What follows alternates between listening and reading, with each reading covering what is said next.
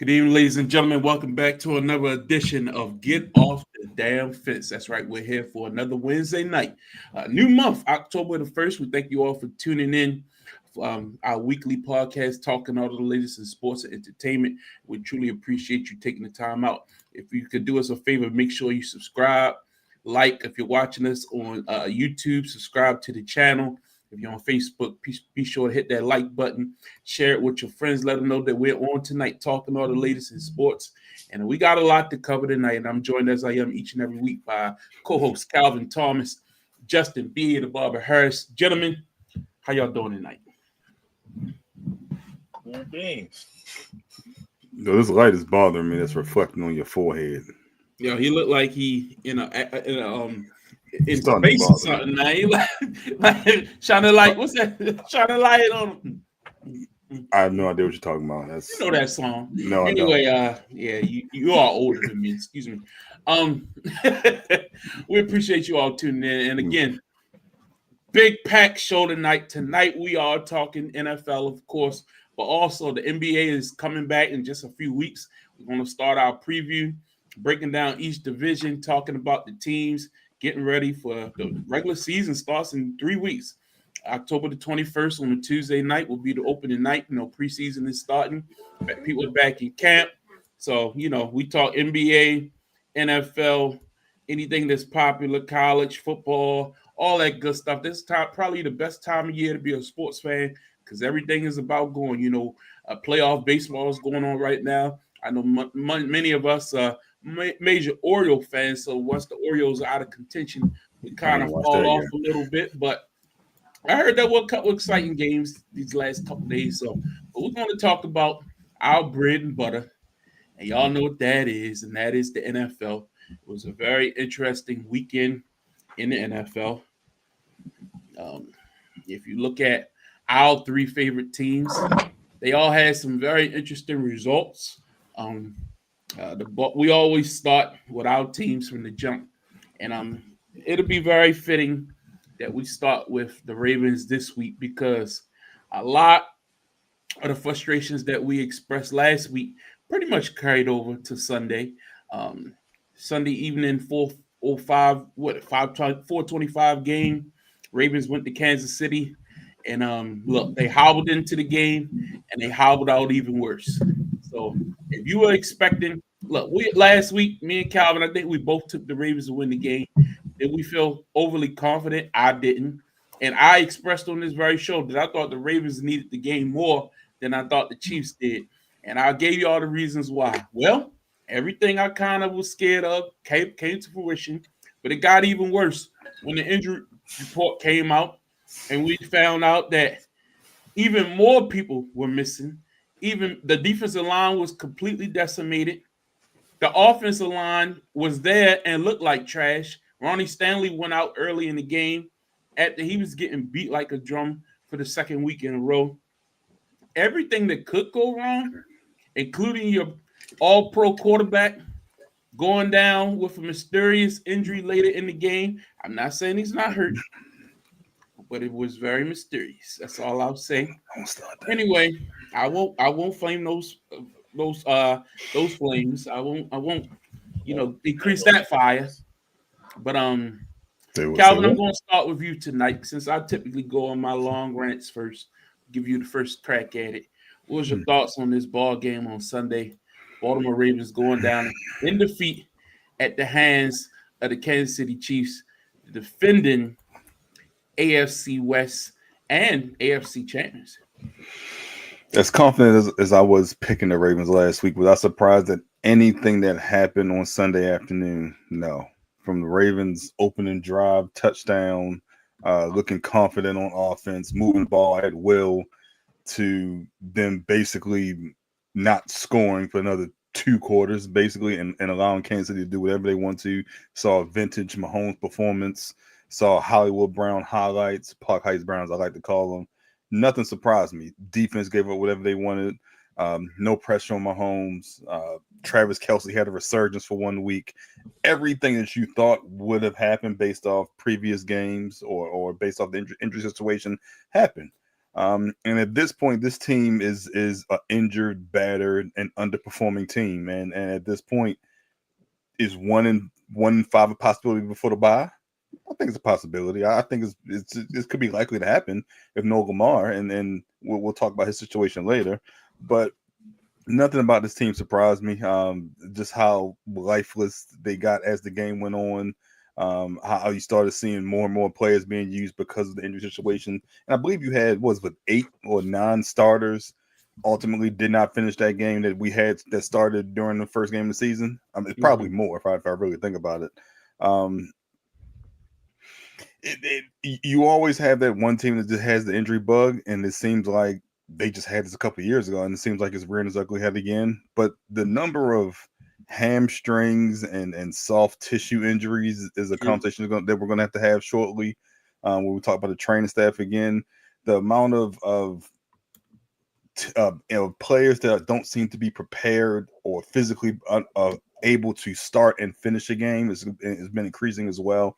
When you have your linebacker have a hamstring injury, your quarterback have a hamstring injury, you're one of your linemen, your cornerback, like it just gets to be a lot.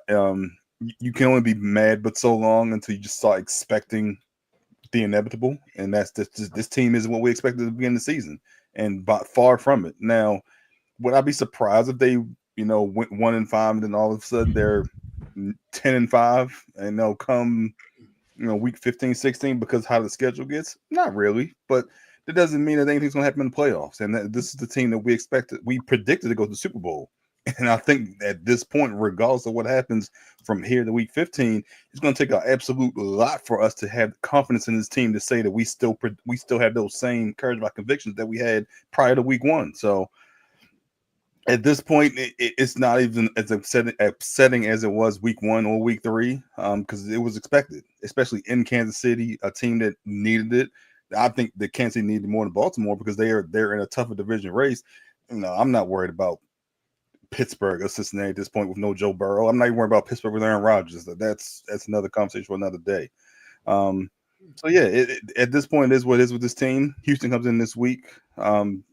They have the better quarterback if Lamar doesn't play. They have the better defense. Do you expect the Ravens victory? What do you expect from this Ravens team? You can't expect but so much after what we've seen for 4 consecutive weeks, which is inconsistency on defense, which is, the inability to run the ball consistently on offense, which is the inability to get open downfield on offense. It's a combination of things that we could talk about, and we can lay it out what we've seen week after week after week. So why do we expect anything different going to week 5? Justin, your thoughts on the Ravens and Chiefs game? Whew. One, I definitely knew the Chiefs was going to win this particular game. You give Patrick Mahomes one of his primary weapons, and all of a sudden he's like the Patrick of old, just like that. Could be the Ravens defense too, who knows? So we'll see what happens next week for the Chiefs. With that being said, I actually watched this game. I dove into all 22, so I got tired of being called out on that. And it was some things that was alarming to me. The center guard combination for the offensive line. Center right guard. Specify right guard. Specify for Lele. It's a turnstile. It does leave a lot of room to be desired here to get a lot better. They had the linebacker was just picking and choosing when to dive, and he was getting through very cleanly. And I think all in all, this is getting to Lamar Jackson. He was trying to do what I was suggesting for him to do the week before. Just start nickel and dime 5 yards here, 7 yards there off of QB scrambles and things like that. It doesn't matter if they got a QB spy. You're better than that spy. You're better than most spies in the league. So I saw him take the effort to do that. So I'm not going to knock him for that. But what I did see that was alarming from Lamar, and it's an indictment on him, but it's really like he's the indirect object here. The direct problem is the line. I think he's starting to get, I say, slightly paranoid, slightly got the jippers a little bit when it comes to the offensive line, because he was missing some open guys. And when I say open, the interception play, right? When terrible. To that, He down scoped D Hop at first, and he missed Likely in the flats. I mean, he was wide open. Like he's pressured. Like, oh, I gotta make something happen. And he's starting to overlook certain plays. I think it was like 4th and 1 or something like that, in which I think he took a sack or something where he couldn't. It was trips on the left side, bro. You gotta throw it to the receiver. Like, they're open, and they was open. He just couldn't get the ball because I think he's getting gunshot. Like, no time.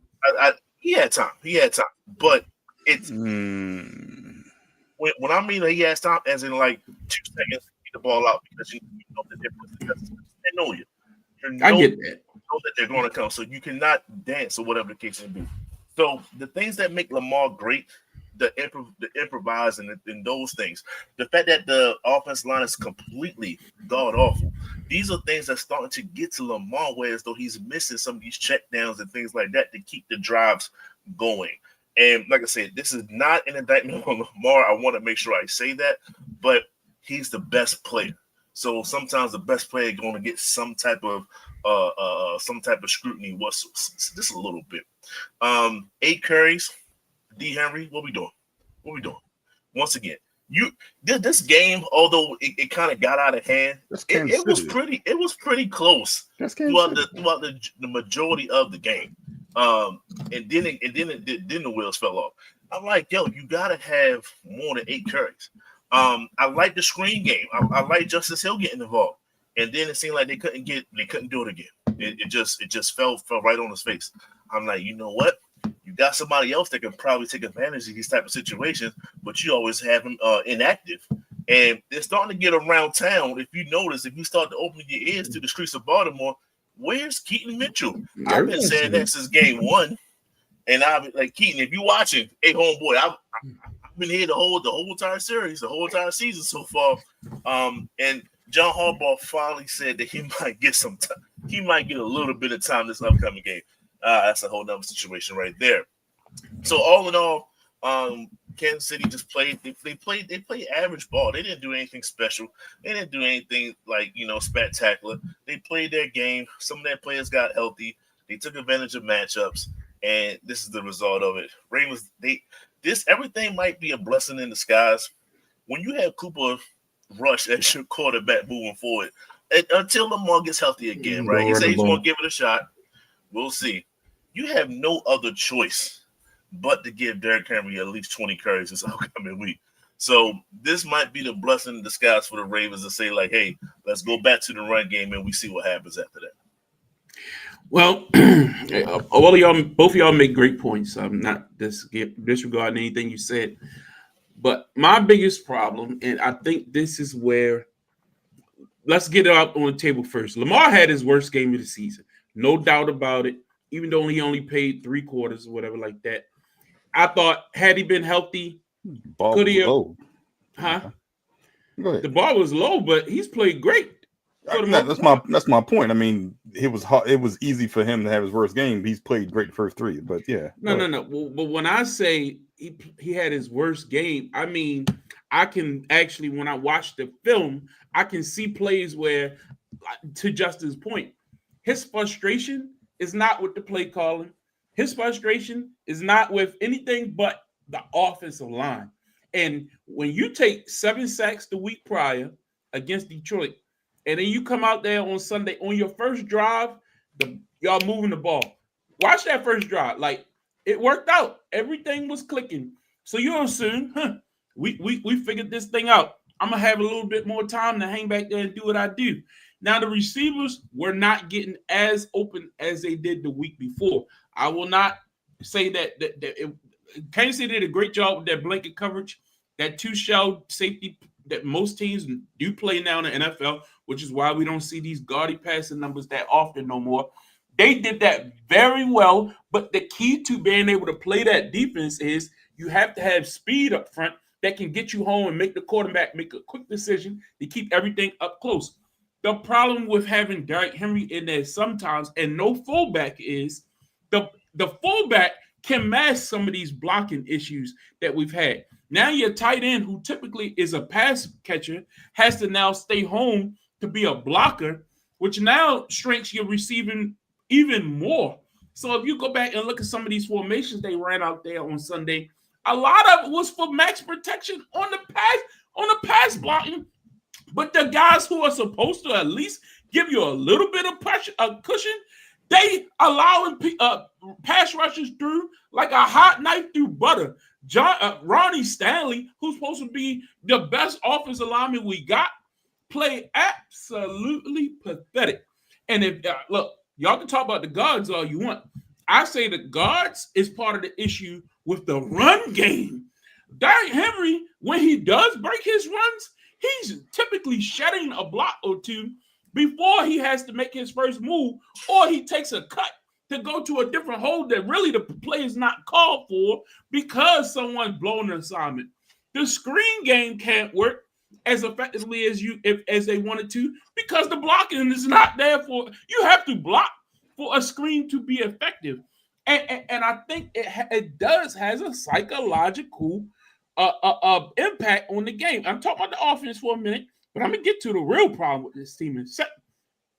We had two false delay of game penalties. Back to back.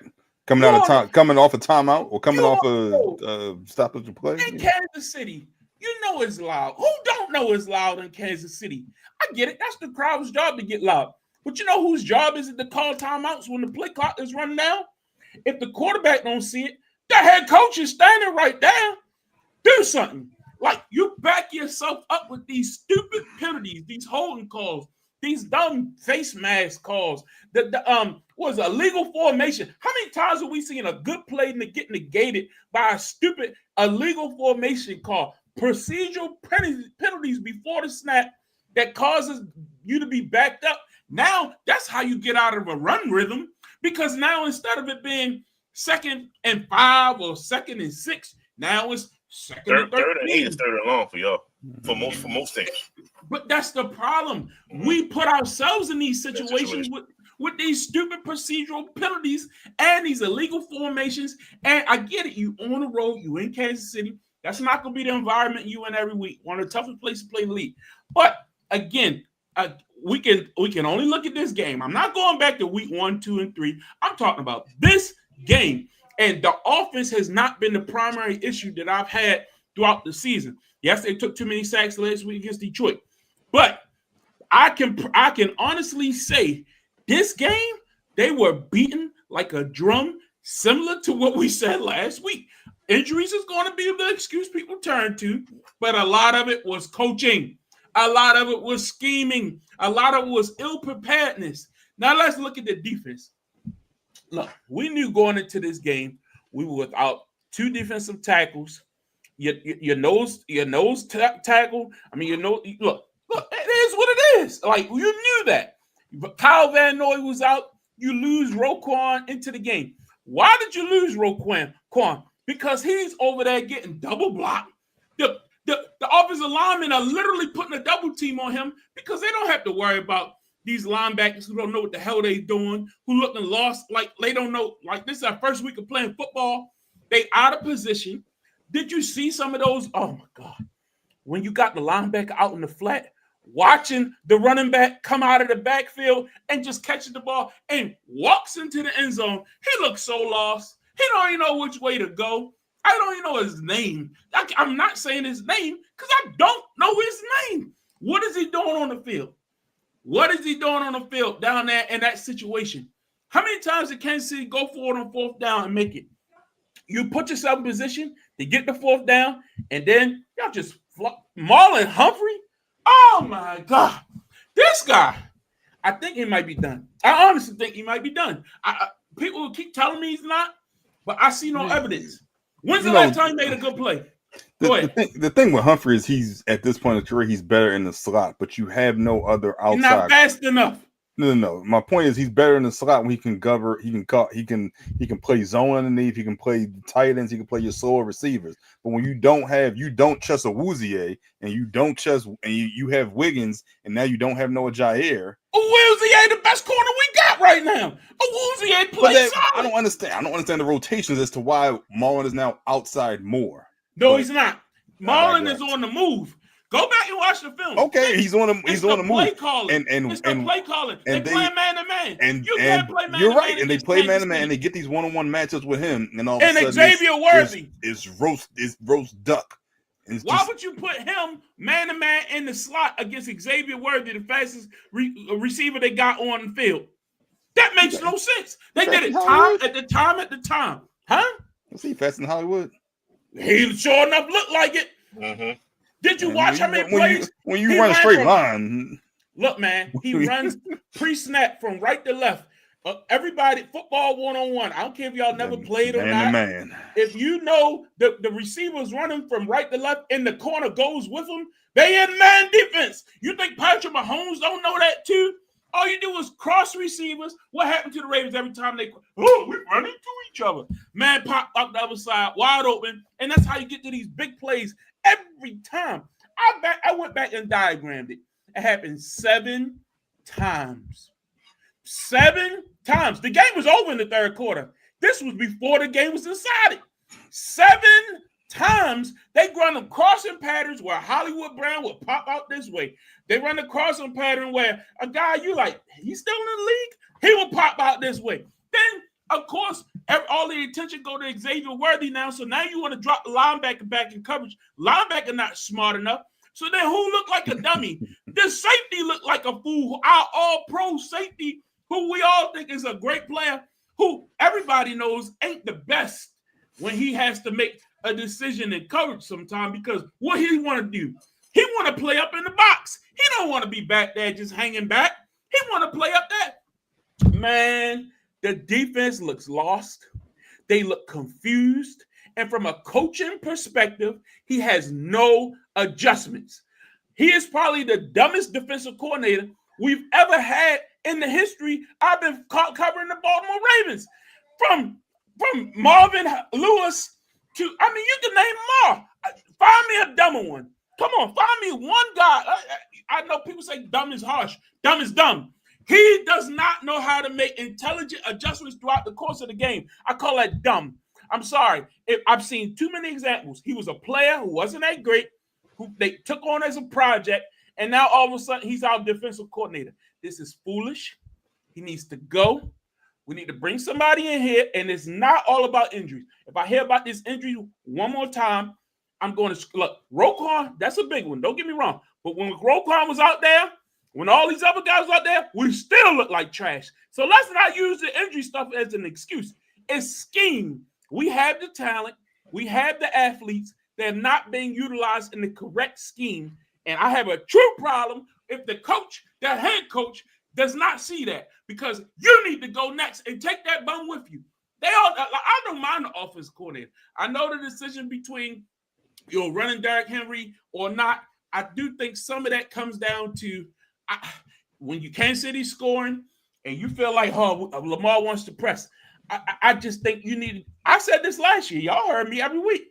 Run Derrick Henry. Derrick Henry needs to get 20 touches a game. Derrick Henry. I'm tired of saying that. At this point, offense has been effective with Lamar passing it, but then when it don't work, what do we say? How come he not getting enough runs? So I'm not gonna keep beating that same drum. Y'all know how I feel about that.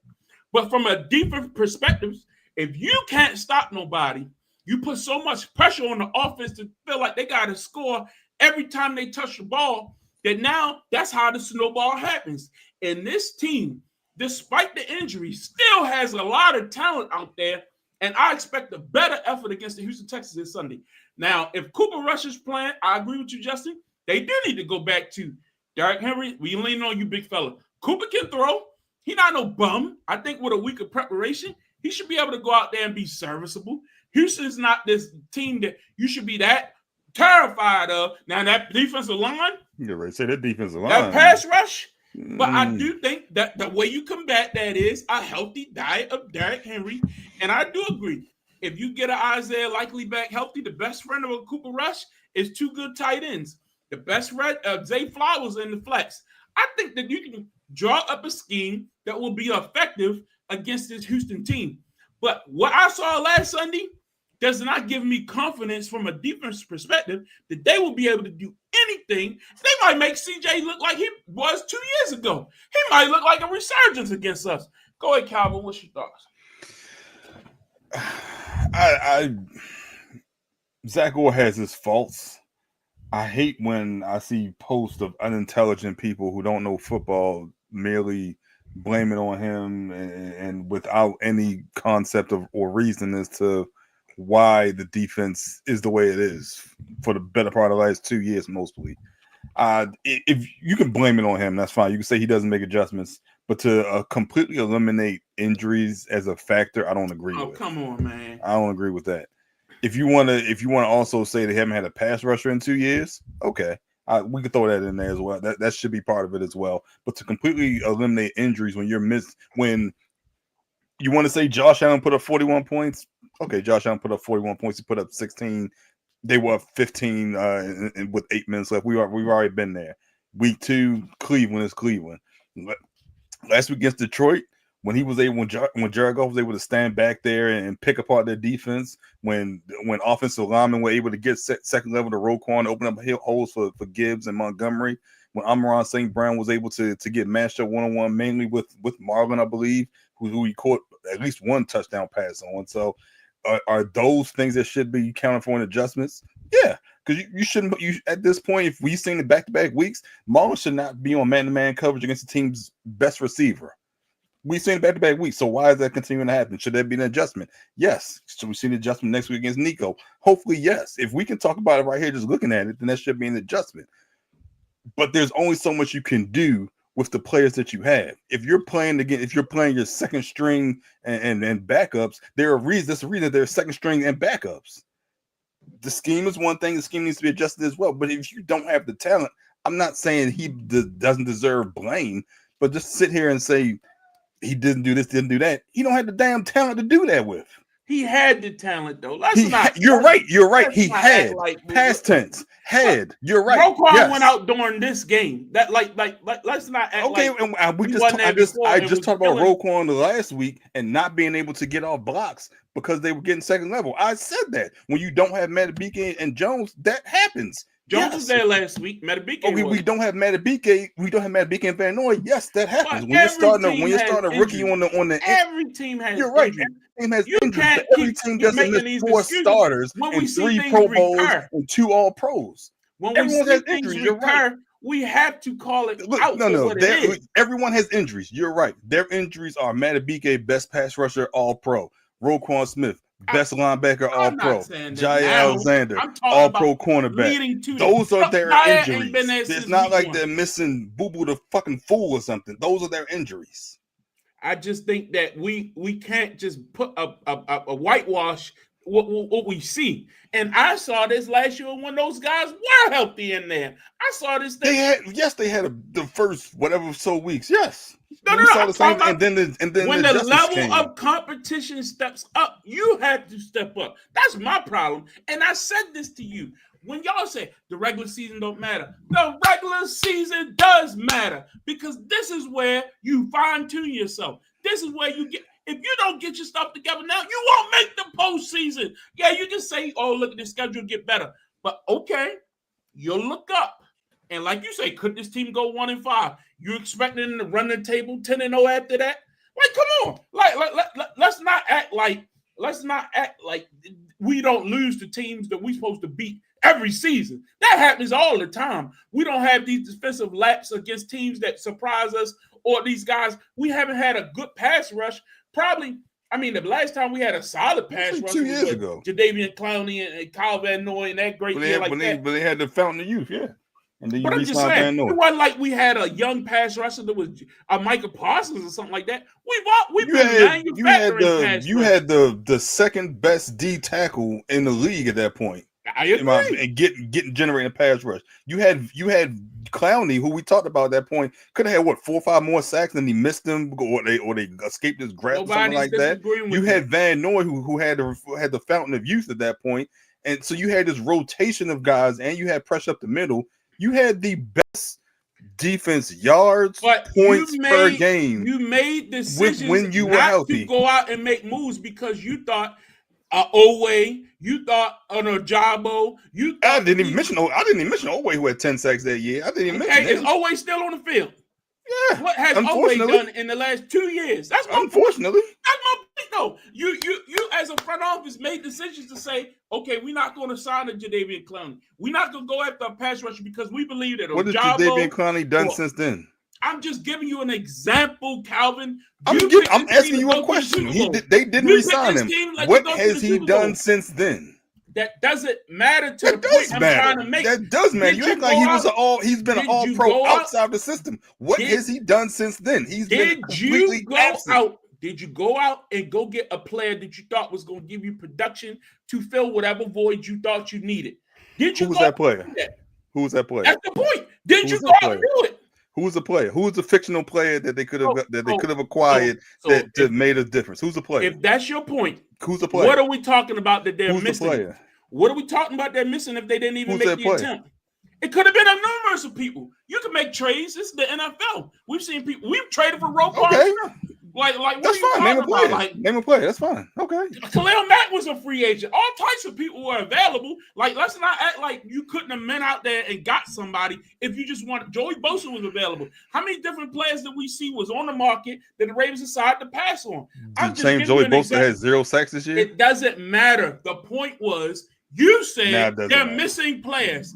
That's what you said. They're missing injured players, yes. They're missing injured Pro Bowl, all-pro players. I just said that, and I just named 3 of them. You missed Kyle Van Noy, who had a resurgence and a fountain of youth, but we assumed that he would get older and wouldn't be somebody you should be relying on as your number 1 pass rusher heading into the season. We knew that already. That's not new. So you decided to back in your defense. You decided we're going to have the best secondary in the league. We're going to go get Malachi Starks early in the draft. We're going to go out there and you pair him with the cornerback Awuzie. You went out there, you got rid of Brandon Stevens and brought in Awuzie. That's supposed to be an upgrade. You went out there and got Jair Alexander. You said it was upgrade. Agreed. So now go play like it. That's my point.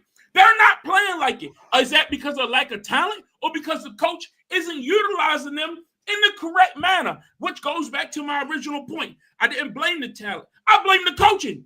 If I go out there as a front office and put the talent on the team and tell you, okay, I'm giving you the groceries. Now go cook me a meal, damn it. Go do something with it. Whose fault is that? If you're saying that these players were good, wherever their previous stops were, I brought them there as a collection. I got Marlon Humphreys, Kyle Hamilton, Awuzie, Malachi Starks. I go out there and pair him with a first-round draft pick from last year at corner who has played well, in all things considered. That's supposed to be my strength now. But teams are passing the ball up and down all over the field, all over me. Are you going to blame that completely on pass rush? Like the quarterback just stand back? That guy's open on scheme. The guys are open because you run in the wrong plays. You don't know when to play zone. You don't know when to play man. That is not just, we have a lack of talent or somebody's hurt. That is, you don't know what you're doing with the talent you got on your roster. That's the problem. Go ahead, Justin. Right now, your best player right now defensively is Kyle Hamilton, correct? I know I used to watch Ravens games, and I'm like, he lined up on the edge. He's about to get a sack. And he got it. Like, he was doing that repeatedly. Not saying like the whole season, but it was some games like, yo, can somebody stop him? Why is it he moving a bit? Why hasn't they placed him a little bit more throughout the whole entire defense? If whatever you're doing right now isn't working, having him backed up, I know that's what quote unquote changed last year, but this is a different year.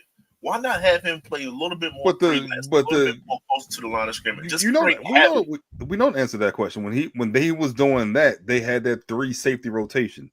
They don't have that this year, so they're counting on him either to play your best tight end or play your running back out of the backfield, support you in the run, and he's not able to freestyle like he was able to 2 years ago. He wasn't even doing that last year. That's when the defense was terrible. The first 9-10 games last year, they were trying to freestyle. They had bad safety play. Now they just got Malachi Starks 20 yards back and relying on Kyle Hamilton to move around. You gotta change something. Something got to give. No, the problem is Kyle Hamilton is not good in coverage right now, and tight ends are smoking us. You saw what Sam Laporta did last week. You saw what Kelsey was able to do this week. It's been happening. Like that has been a issue with the Ravens. Like, he is an important piece because in name, first week of the season, the first touchdown was on Kyle Hamilton right down the middle of the field because his first instinct is to come up and play in the box. And defensive coordinators, sure, if I got an athlete who can do that, yeah, I'm gonna put you in the best position. But guess what offensive coordinators are paid to do? Look at film and see tendencies. Oh, he likes to come down. So instead of me just blocking him, I'll let him go free. I'll have a tight end pop wide open because you know why? Your linebackers can't cover no tight ends. Your linebackers are not fast enough to hang with a Travis Kelce or Sam Laporta.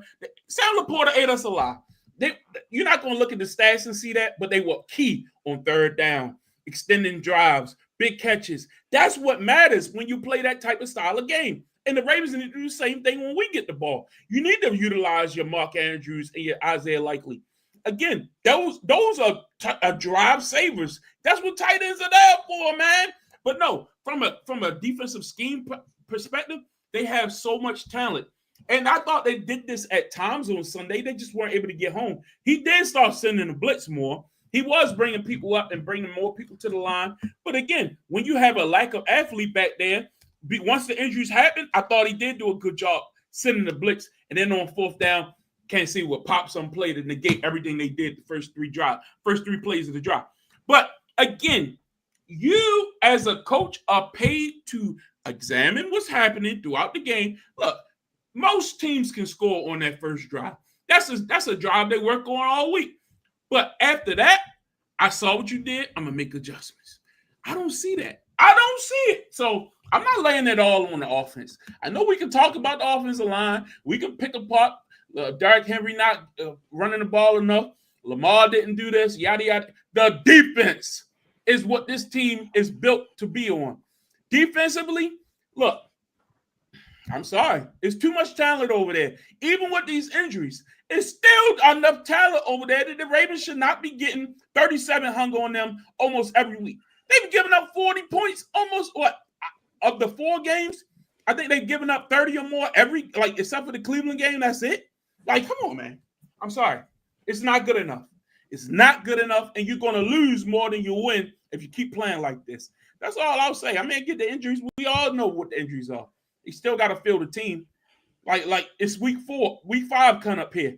Play football. Coaching should be able to look. San Francisco 49ers, Miami Dolphins. How many teams have been experiencing injuries throughout this league right now? It happens. That's their record. Happens.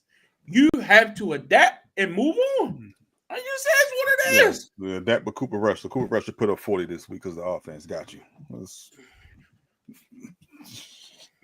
So what you want to do, Calvin? You want to cry, go sit in the corner?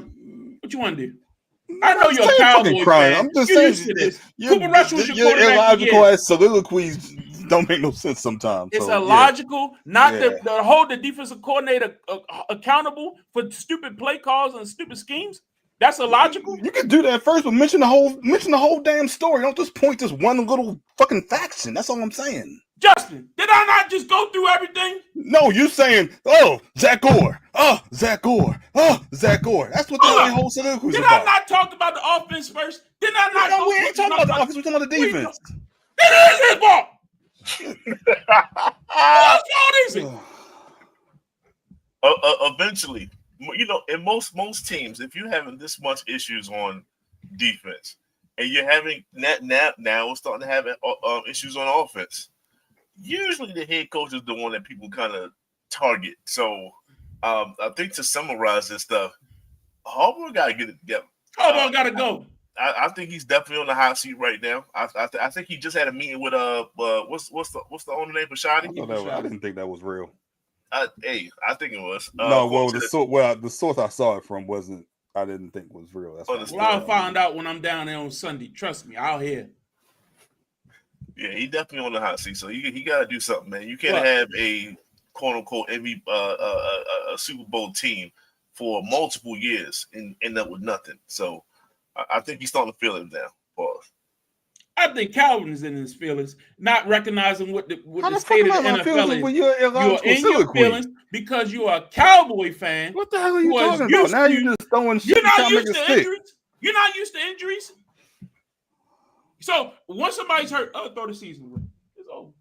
I missed the part where I said that, but okay. Telling half the story anyway. Moving on. Usual. As usual, Justin, tell us about the Bucks and the Eagles game. You know, just like I was talking about your team, right? And the same issues been having, been kind of rearing its ugly head the entire season, and it's early. I've been telling y'all my special teams has been god awful the entire every week. Is it the coach's fault? Once it's starting to be reoccurring, then yes. If you can't fix it, then it's your fault, in my opinion. So what do? You find people. We clearly what I'm talking about in this particular game, we got a punt block early in the game, and it was hard for us to come back from that deficit because Philadelphia is a very, very balanced team. Offense, defense, special teams, they thrive on all levels of the field. So in order to beat them, you really have to play a complete game. We gave it a shot. We had more passing yards, more rushing yards. If you look at this, we outplayed the Philadelphia Eagles, but we had an interception. Shout out to Baker. That's my guy, top 5. We had a fumble, and we had a punt block. We went for a touchdown. And when you have those against this team, you lose, and we lost. The highlights, I guess you can say that we made the whole league realize that there's an audible to the tush push. Shout out to Saquon. At least we know, right? At least the rest of the league knows. So if it happens, you can't say that you didn't see it coming, and it's a shot, right? So we did that. Jalen Hurts, 0 passing yards in the second half. If you look at that game, he just didn't. If it's not easily there, as in like throwing it to AJ or whatever, if it's not easy, then he just won't do it. He's just like, yo, I'm gonna chuck it, I'm gonna run it. As in tuck it, not chuck it. He'll tuck it, he'll run it. Saquon going to get more carries. Like it's just not needed for him, and they still win. So this Philadelphia team is just, they do have some type of armor against them. I don't know if it's fool's gold yet, because Kansas City was very similar. The Kansas City was just finding ways to win, so on and so forth, but that took them to the Super Bowl. I know they got exposed in the Super Bowl, but it was the Super Bowl nonetheless. So I don't know how far this goes. Eventually, this ish got to catch up with them. But you see AJ Brown talking, with his tweets after the game and things. This team might be imploding, and shout out to the segment. This team might be imploding right before our eyes, and they're just winning, and it's covering up everything. So I don't know which Philadelphia team I'm going to see. Am I going to see the Super Bowl Philadelphia team or the Philadelphia team the year before, which imploded after about 10 games? I think both are on the table right now, and we're going to see what happens. But yeah, we definitely came up on the short end of the stick. We got injuries out of that. Everybody got injuries. We got Bucky Irving. He's out now. So we had to deal with that. And he just – you think Bucky's down and out, and next thing you know, he gave you a 70-plus yard play. So shout out to Bucky on that. And Mecca showed out, too, with his 70-plus yard highlight. So, we got some things, and we got injuries, and we just got to battle through and keep the ship going.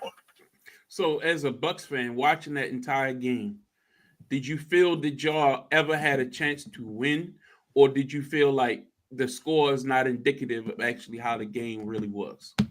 You're talking to someone that won their first 3 games in the last minutes of the game. So, yes, I always think that it wasn't. I will say this: it was not the case last year. I did not feel like this last year, but this year I did think that if we got it close, if we can. Maybe the ball might bounce a certain way. We got a shot at the end. And I think they felt like that too. That's why you had the big plays from Bucky and America. Like they didn't give up. This team just didn't give up. It's just they ran out of time. So it wasn't the worst, but we can play better. I thought that interception by Baker Mayfield was absolutely pathetic. It was terrible. Absolutely horrendous. And it was a backbreaker. Like y'all had momentum. If you score there, this is a whole different thing. A whole different thing. And that fake touch push, probably chef's kiss. I've been waiting for that.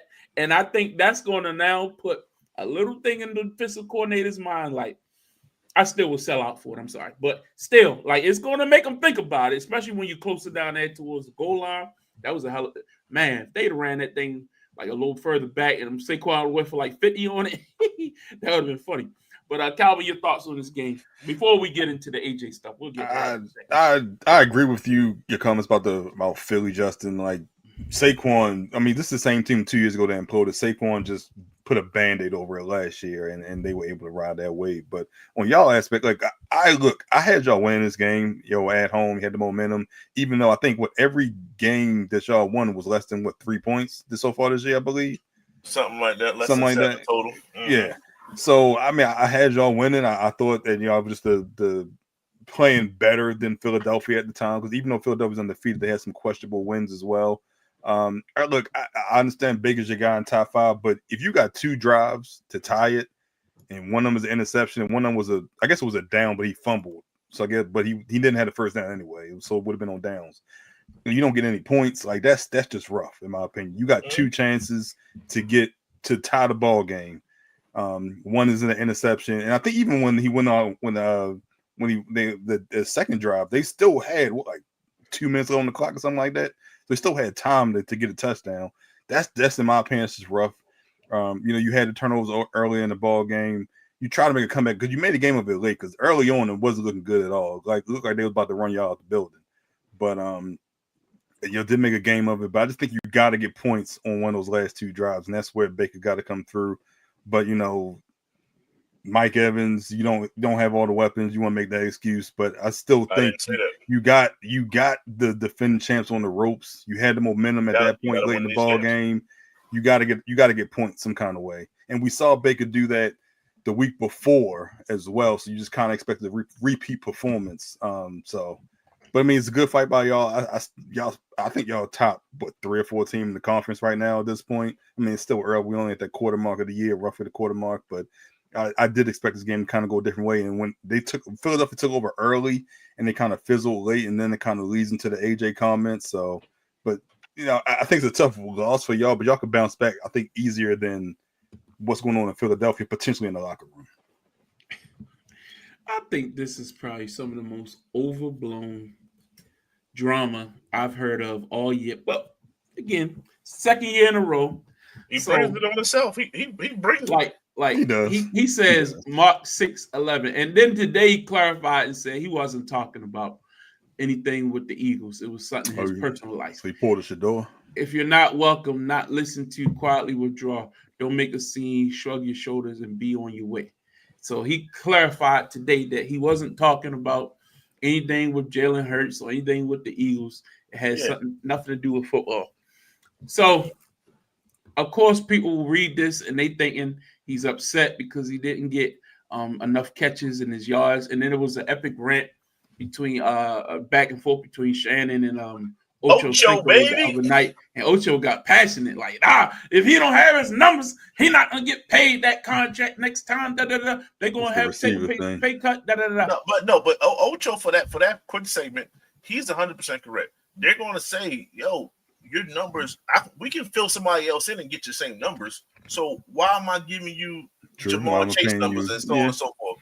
And then what are you going to say? Well, I was blocking, right? Does pass blocking show up in my contract? So we're going to talk about the quarterback play? Does that come back to the quarterback play? No, it does not. This is my problem.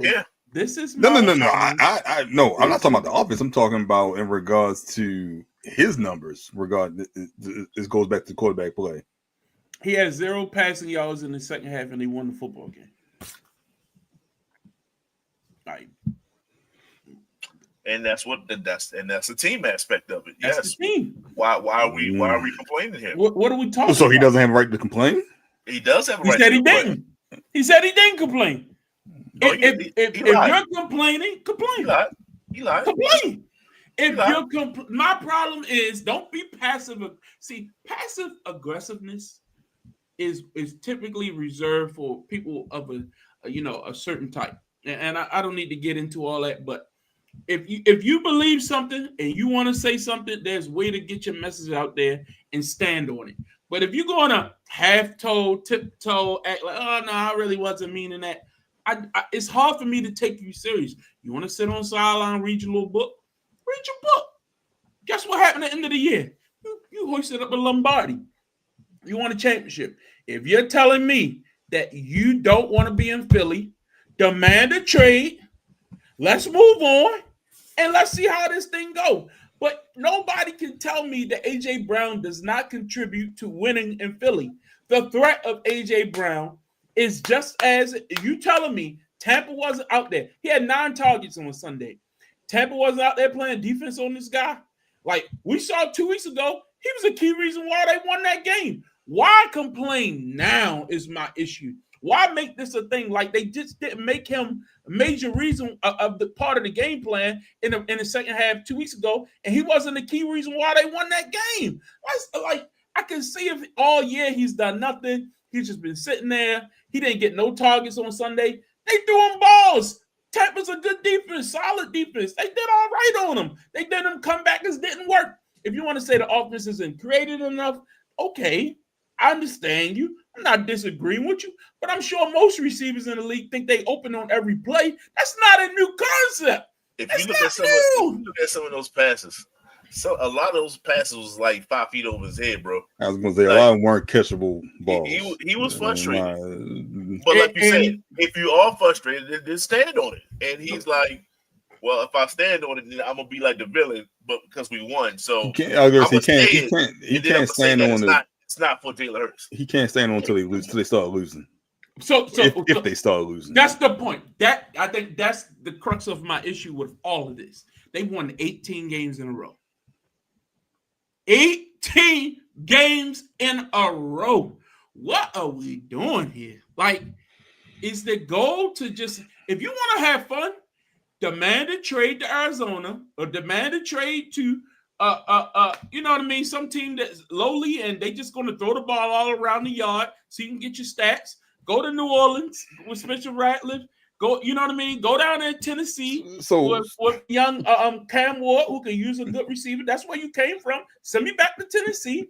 I'll go get my numbers. I ain't never won nothing down in Tennessee, but I wanted to get out of Tennessee because I was getting numbers down there. They weren't paying him. Championship. They weren't going to pay him. That's why he got out of Tennessee. He got paid, and he got a Super Bowl ring. And he wants his stats. And he wants stats. He wants targets. You know what's funny about this world?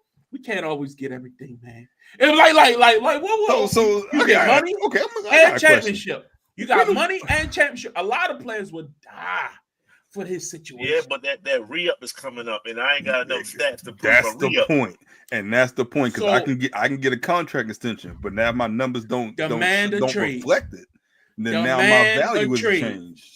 Demand a trade. I'm not trying to lead the situation. I'm just saying, just don't let you move on. That's all I'm asking for. But the question becomes, when do we point the finger at Jalen Hurts? Or it's because they're winning, it's like, oh, well, everything's good. What's wrong? The man didn't have 0 yards in the second half. Okay. Did they lose? The man has So that's why I said you can't complain until they start losing. So then when they start losing, and I throw him under the bus, now I'm a bad teammate. Can we wait till that happens? Can we wait? That's why I had this discussion with somebody earlier. Lamar Jackson right now is 1-3, right? 1-3. Let me finish my point. Lamar Jackson is 1-3. It'd be great with the Raiders. He has sensational stats. Like, look at his numbers. You think Lamar Jackson is happy right now with those stats? You think Lamar cares about all of that right now? Or will Lamar rather be undefeated? Agreed. I'm not saying he's not. The man is just trying to be a Pro Bowler. But look, I'm not saying he's not. But AJ's just trying to be a Pro Bowler. It's different when you're a quarterback. It's different when you're a quarterback. You're the CEO of the team. You want to win. But it's different when you're a quarterback. And he's a running quarterback. You get the credit and the blame. So when everything goes good, you get all the credit. When everything goes bad, you get all the blame. But the people around you that you're responsible for making better. And this is a small detail. When you make those players better and they get paid, everything's all good. But when you're not making those players better, and then when you need those players to step up, it's kind of like, oh, now you need me. This wasn't happening earlier before. Oh, now I'm valued when this wasn't happening before. It could be both ways. I'm not saying this right, but he has a gripe if he's not getting his targets from a quarterback that's supposed to be. Does he have a gripe?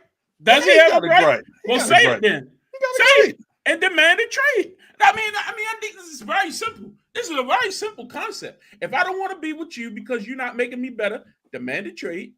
Let's get somebody else This in here goes who back will to be the- just fine. This goes Like, back to the argument think they where need it him. could be 10 it could be 10 quarterbacks that were putting that offense and win a Super Bowl last year. This comes back to the argument. We don't look at it as this is Jalen Hurts playing bad quarterback play because they're quote unquote winning. Because they're winning, not quote unquote, because they're winning, which is fine. But can we talk about how he's not playing the best at quarterback and that's affecting his team? Win or loss, that's all I'm saying. But it doesn't become a problem until think they it's an lose because oxymoron. he is the He's leader won of the 18 team. games in a row. And you're You saying said you said who won 18 games ago? the quarterback gets the stats on his line. You said he won 18 games in a row. I'll say Saquon won 18 games in a row. Okay. Has Saquon been But running all up and down the Saquon field? doesn't get the credit of Jalen Hurts. It's Jalen, bro. Like that. Has that's the thing. Saquon been running? Has Saquon had a 100-yard game all year? Saquon does not get the credit of Jalen Hurts. And the defense has played well, but they don't get the credit from Jalen Hurts. At some point, you're on a good team that's doing enough to win, and they won a Super Bowl. He was But we're on a good team. We're on a good team, but it's still reflective in the fact that he had 0 yards in the second half. But it gets bypassed. It gets bypassed. Shouldn't it get bypassed? Shouldn't it? Like I think that is the problem. What do you value? Do you value stats like Dak or Prescott? Both. You value both. In a perfect world. If my team is built to be, like you say, before this year started, what did you tell me? What did you say? I'm gonna use your words. Okay. The Dallas Cowboys are going to be Cincinnati West. Yes. They're going to put up a lot of points and lose a lot of games. Yes. Is that fun? Is that what you want? No, I said both. I literally said both. I said he got his ring, and like Justin said, he wants his stats for his next contract. That's not saying he doesn't want to be in Philly. He just wants his stats for his next contract. And if I have a quarterback who can't perform and can't help me get my stats, or he can't help me get my stats and perform, I'll say it like that. Because Saquon got his contract 2 years ago, and then he got an extension last year. I got my contract 2-3 years ago. Now I'm up for a re-extension. Look, I need my catcher to show my value, to show that I'm still needed here. But I can't do that if you throw for 0 yards in the second half. And you're gonna say we won. I can't argue with you because we won. But I'm like, hey, what's going on? What do you need me to do? Let's work on this. And he gets all the credit. What was the score of that game at halftime? And we bypassed the fact that he did not have any yards in the second half because they won. You want both. There's nothing wrong with both. Did he have any rushing yards in the second half? Who did they move the ball at all with Jalen Hurts? Like, I'm sure Saquon had less than 50 yards. So okay, they had turnovers. They had turnovers. They had the short field, and then in the second half they held on for dear life. Well, they had 20. It was 24-6 at half, and they scored 7 points. Yeah, they scored 7, and we turned the heat up a little bit. So did they win? I think that's the problem I have. Is like if they just were. Hold on. Let me say this. Their second half drives: 3 and out punt, 3 and out punt, 3 and out punt, touchdown, 5 plays punt, 3 and out punt, 3 and out punt, 4 plays safety. And in the end, what was the score? Okay. I'm saying there's nothing wrong with wanting to win and everybody has a stinker every once in a while. Because I put it like this. If Saquon's not that type of personality, but he has no room to gripe because he got paid again back-to-back years. Let's can we go? Let's just go through his stats real quick. I have it right. Dallas, 8 yards. Kansas City, 27 yards. LA, 109 yards and a touchdown. Tampa Bay, 7 yards. That is awful. So we got 150 yards in 4 games? That's awful, bro. Like somebody, he's feeling that heat. Like, yo, I gotta do more here. Like, we winning, but I gotta do a look. Yo, those numbers are trash. I agree. He's not even justifying that contract right now. But so there's a fine line here. There's some leeway. But yes, I agree with you with the overall point of this team just can't throw me the ball the way I need to be throwing the ball. I need to go to another playoff team. The trade. That's what I'm getting at. Request the trade. Get up out of there. Like, I don't think that's no harm in that. You don't want to play on this team. You don't value winning. You want to get your numbers. Get up out of there. I have no problem with that. I think that's fair. But I just think you can't have it. You can't have it both ways all the time. It's not realistic all the time.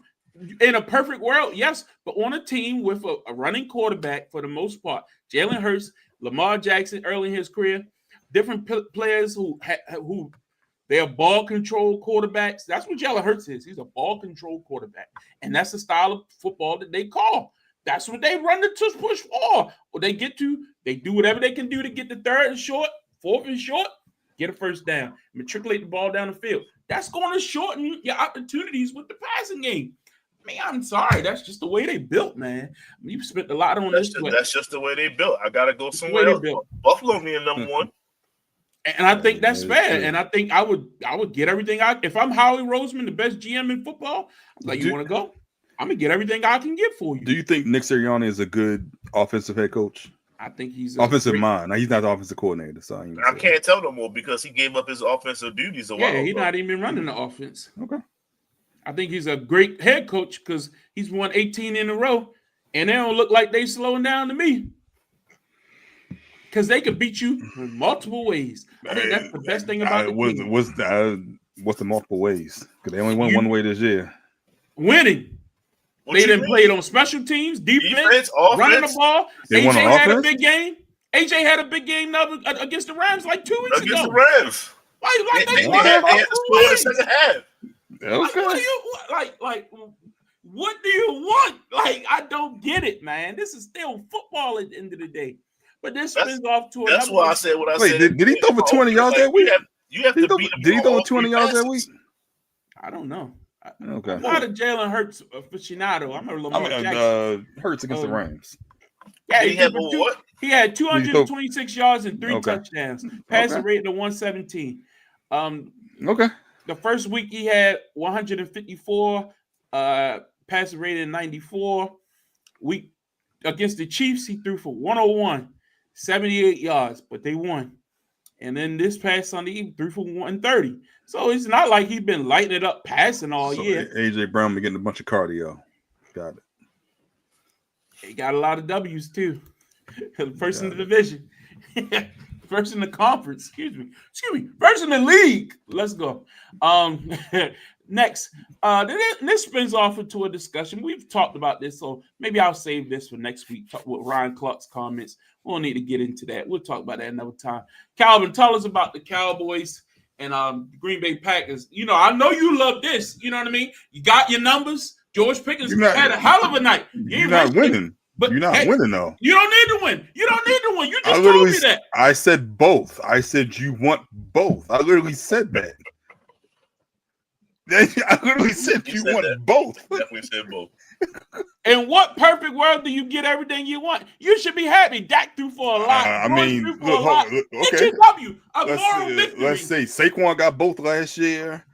Cooper Kupp's got both before. Tom Brady's got both before. Peyton's got both before. Aaron Rodgers has both before. I mean, you want me to keep naming people? Patrick Mahomes has both before multiple times. You want both. There's nothing wrong with wanting both. You want to perform on the field and you want to get paid. You want to be recognized as one of the top players in the game and you want to get paid for it. That's what AJ Brown is. So here goes the guys. The number one the top paid player in the league right there. That's Dak Prescott. Number one. There you go. No, I don't think you number one anymore, but okay. But yeah, they I don't think they came out in spite. They didn't come out in spite. They always play Green Bay well. Green Bay is like second home in Dallas. This is a high scoring ball game. Like if you had a couple parlays in this, you probably hit them with all the points that was scored on all the yards. This Dallas Cowboys team, no CD Lamb, no run game, was able to put up numbers. And in addition, the Packers team was able to match those numbers. Now, the Packers have played 2 bad games in a row, in my opinion, against Cleveland and against Dallas. They let Dallas do whatever they want to in the passing game, and even though Dallas was one-dimensional for the most part, they were still able to get Pickens the ball, to get the ball in the run game and swing passes, things like that nature. And they ended up in the tie in overtime. And you can come back to the point of whether or not you believe ties belong in games. We can have that discussion. But this Cowboys team put up 16 points in the second quarter. which clearly surprised me. 2-point conversions and touchdowns. Jordan Love and his team started off hot, back-to-back touchdowns, going down the field on long drives of, I believe, about 70 yards each. And just that they kind of ran out of gas. They weren't able to turn up in the third quarter, which I believe they've had issues coming out of halftime and making adjustments in the third quarter, especially on offense. And then late in the ball game, both teams were able to once again score touchdowns. This was a really just up and down game. Long drives on both ends. Both teams had multiple drives, touchdown drives of over 70 yards. I think Green Bay had 3 or 4 of them three or four of them during the course of the game. Both defenses were just exhausted towards the end of the game. We get to overtime because of a late field goal with no time left on the clock from, I believe, Brandon McManus. And then we get back-to-back field goals in overtime. This is a high-scoring, very exciting game. But once again, you still need to stop someone to win ball games. Neither one of these teams were able to really do that.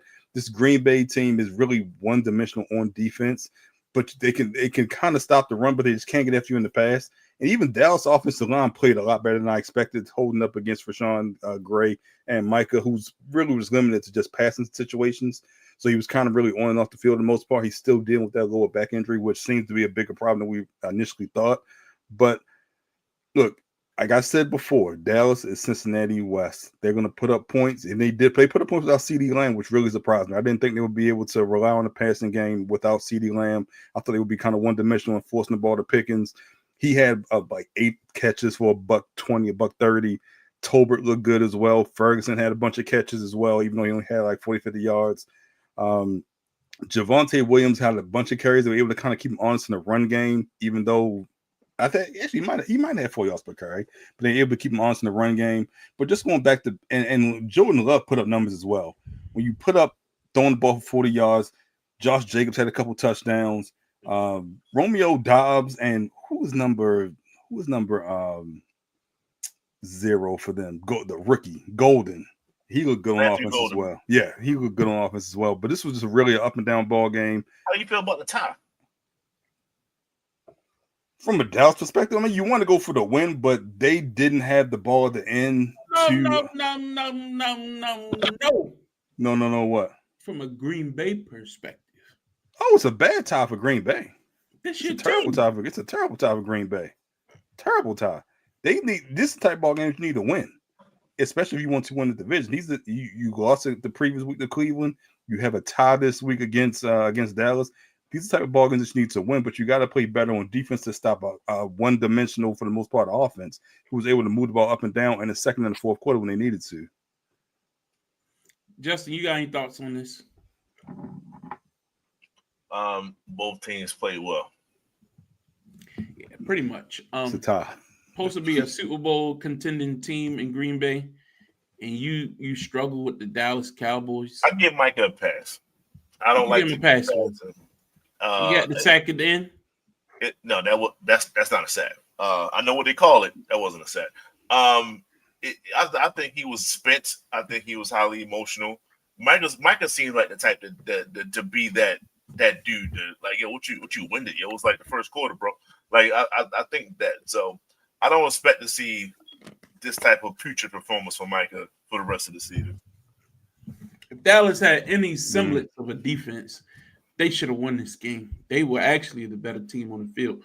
George Pickens was sensational. Give him all the credit in the world.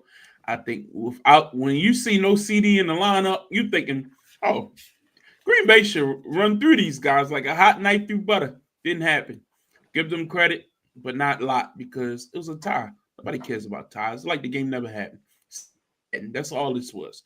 Next, this Los Angeles Rams defeated the Indianapolis Colts 27-20 on an absolutely pathetic mistake at the goal line. Look, man, how many times do we have to see this thing?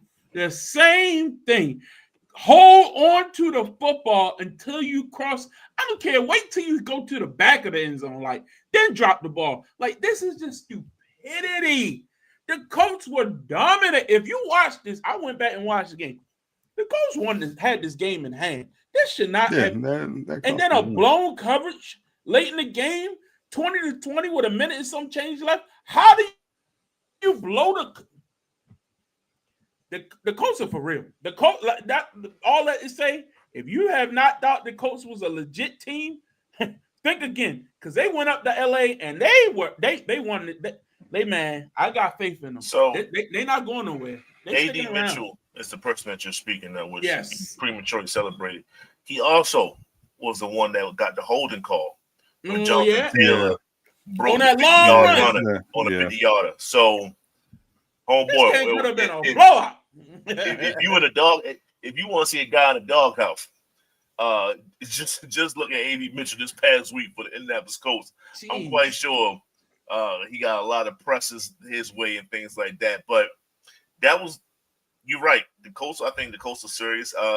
I think they effed around and just kind of been like, we winning games, and now the confidence is there, and you're just dealing with a group of guys that was expected to lose, and now they're just like tossing that to the win, and we're now expecting to win. So shout out to the Colts, shout out to Daniel Jones and the boys. But Puka Taylor, man. I mean, is this dude about to break every receiving yard record so far? Like, he is off to a phenomenal start. He always had some busted plays too. Like, if you notice some of his a lot of his yards come on them long, like something that happened, he just pop out like, what the hell? Anyway, it's happened like 3 weeks in a row now. Go ahead, Calvin.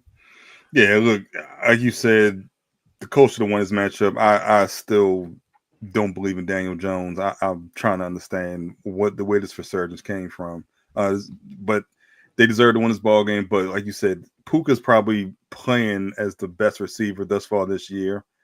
Taking into account what's going on in Minnesota and Cincinnati, playing as the best receiver thus far this year. And Matthew Stafford just continues to look for him, kind of what AJ Brown wants in Philadelphia, I guess. But good win for the Rams. Yeah. And last game we're going to highlight is that New York Giants over the Los Angeles Chargers. Last week, nobody gave the Giants a chance. They didn't. Nobody did. And I said preseason that I thought when I saw Jackson Dart, I said that guy needs to be a starter. And what I saw on Sunday didn't change my mind no way more. Like, he has a command of the offense. It's just different. Like, it's not just passing. He is fast. Like, watch him play. Him and Scatterboo as a combination. White boys is out there like, okay, we good now. We got some representative. Yo, Scatterboo, like that backflip he did, that was probably more impressive than anything he did all day. Like his celebration. Yo, short yardage. This guy like the new Mike Allstott out there. I was like, man, they fun to watch, man. Don't do that. They fun to watch, man. I'm all right. I'm going to keep an eye on this Giant team, man. It's sad that they lost Malik Neighbors, but they didn't they actually played a little better once he was gone. I don't want to say that too loud, but go back and watch the tape. It was like, all right, we ain't got to feed him. We can just play the short game, the little RPOs. Yo, it was working, man. The fake dive, and then he pop out the side, hitting this. Oh, man, all right. What's your thoughts? Chargers, bad loss. Look, good team in the Chargers. I still think they'll be good, but Herbert has been shaky the last 2 weeks now. Last 2 weeks looking a little shaky. Calvin, your thoughts? I always talk about West Coast teams going east, but look, if Dayball is going to turn Jackson Dart into Josh Allen 2.0, why the hell couldn't do that with Daniel Jones? But I digress.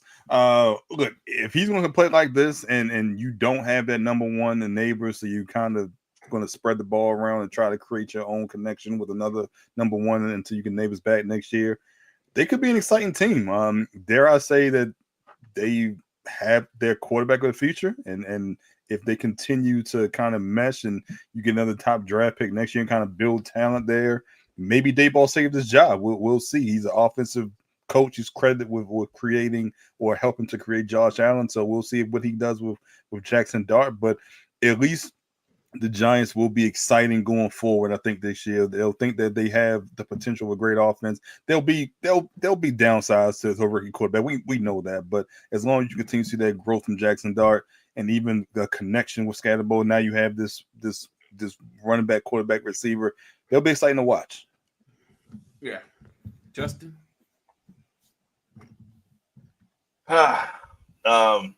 No, I'm gonna give him Peyton Hillis comparisons. He reminds me of Peyton Hillis.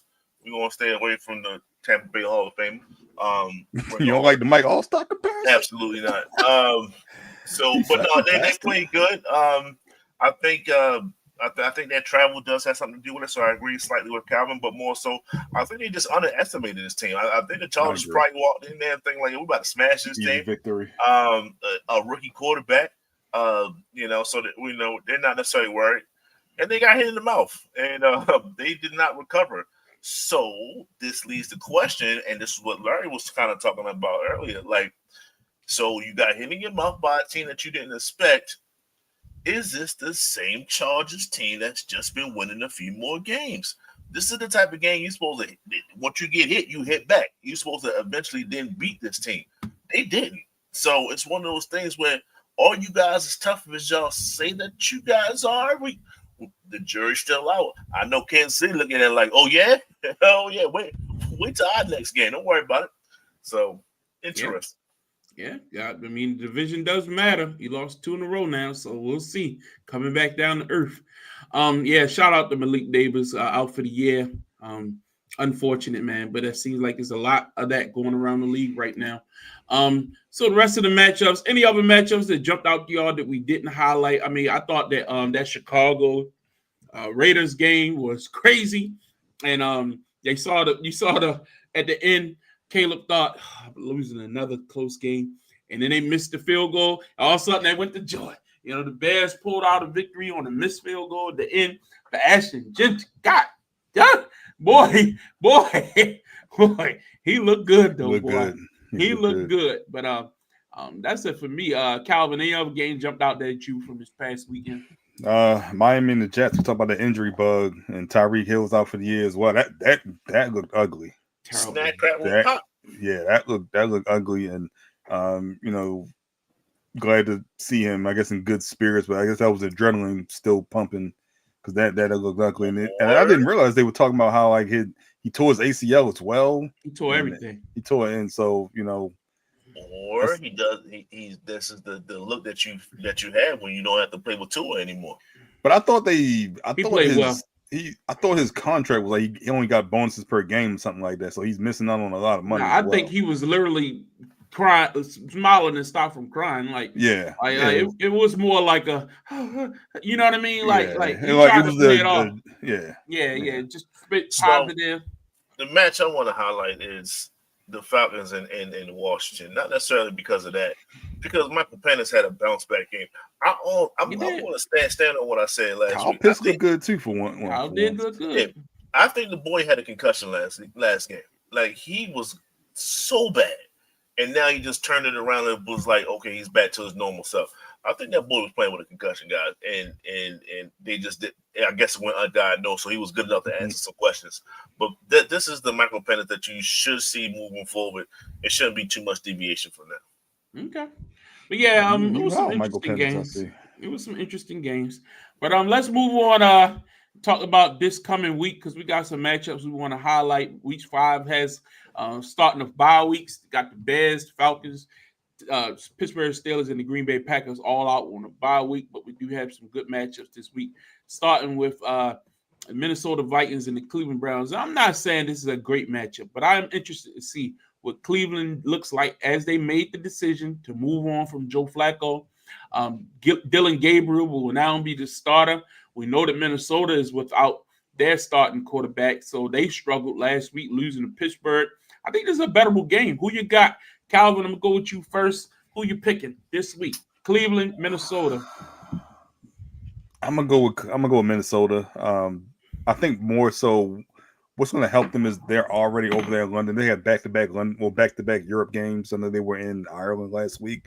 They're in London this week, so they're kind of adjusted over there. Cleveland has a new quarterback, and they're going over there as well. Not sure what I expect from Dylan Gabriel first week, and to make the announcement and lose a day of practice as well for travel. I don't know if that's really going to help the rookie quarterback as well. So I just think it's Carson Wentz in Minnesota, right? I think that's the backup quarterback. Yeah. I think Carson Wentz, and even though they're going to play a tough Cleveland defense, Minnesota's defense is also been pretty tough for a rookie quarterback, and I think they have the better offensive talent. I like Jordan Mason on for the running back for the Minnesota Vikings as well. I think if he can get enough touches, he can eventually break one against this tough Cleveland defense. So I'm going to go Minnesota. How about you, Justin? I'm not trying to be on the fence of this. It's Wednesday, so we don't know. But I'll say this, just to be definitive. Myles Garrett plays because he has an ankle strain right now, but it's looking like he can play. If he plays, this team beats Vikings. I'll go with Cleveland. Honestly, I was leaning towards Cleveland until they made the call on the quarterback. I don't have enough information on Dylan Gabriel. I'm not sure He about will him. shake some things up. Brian Flores doesn't have enough game footage for him. That's why I think they got a shot.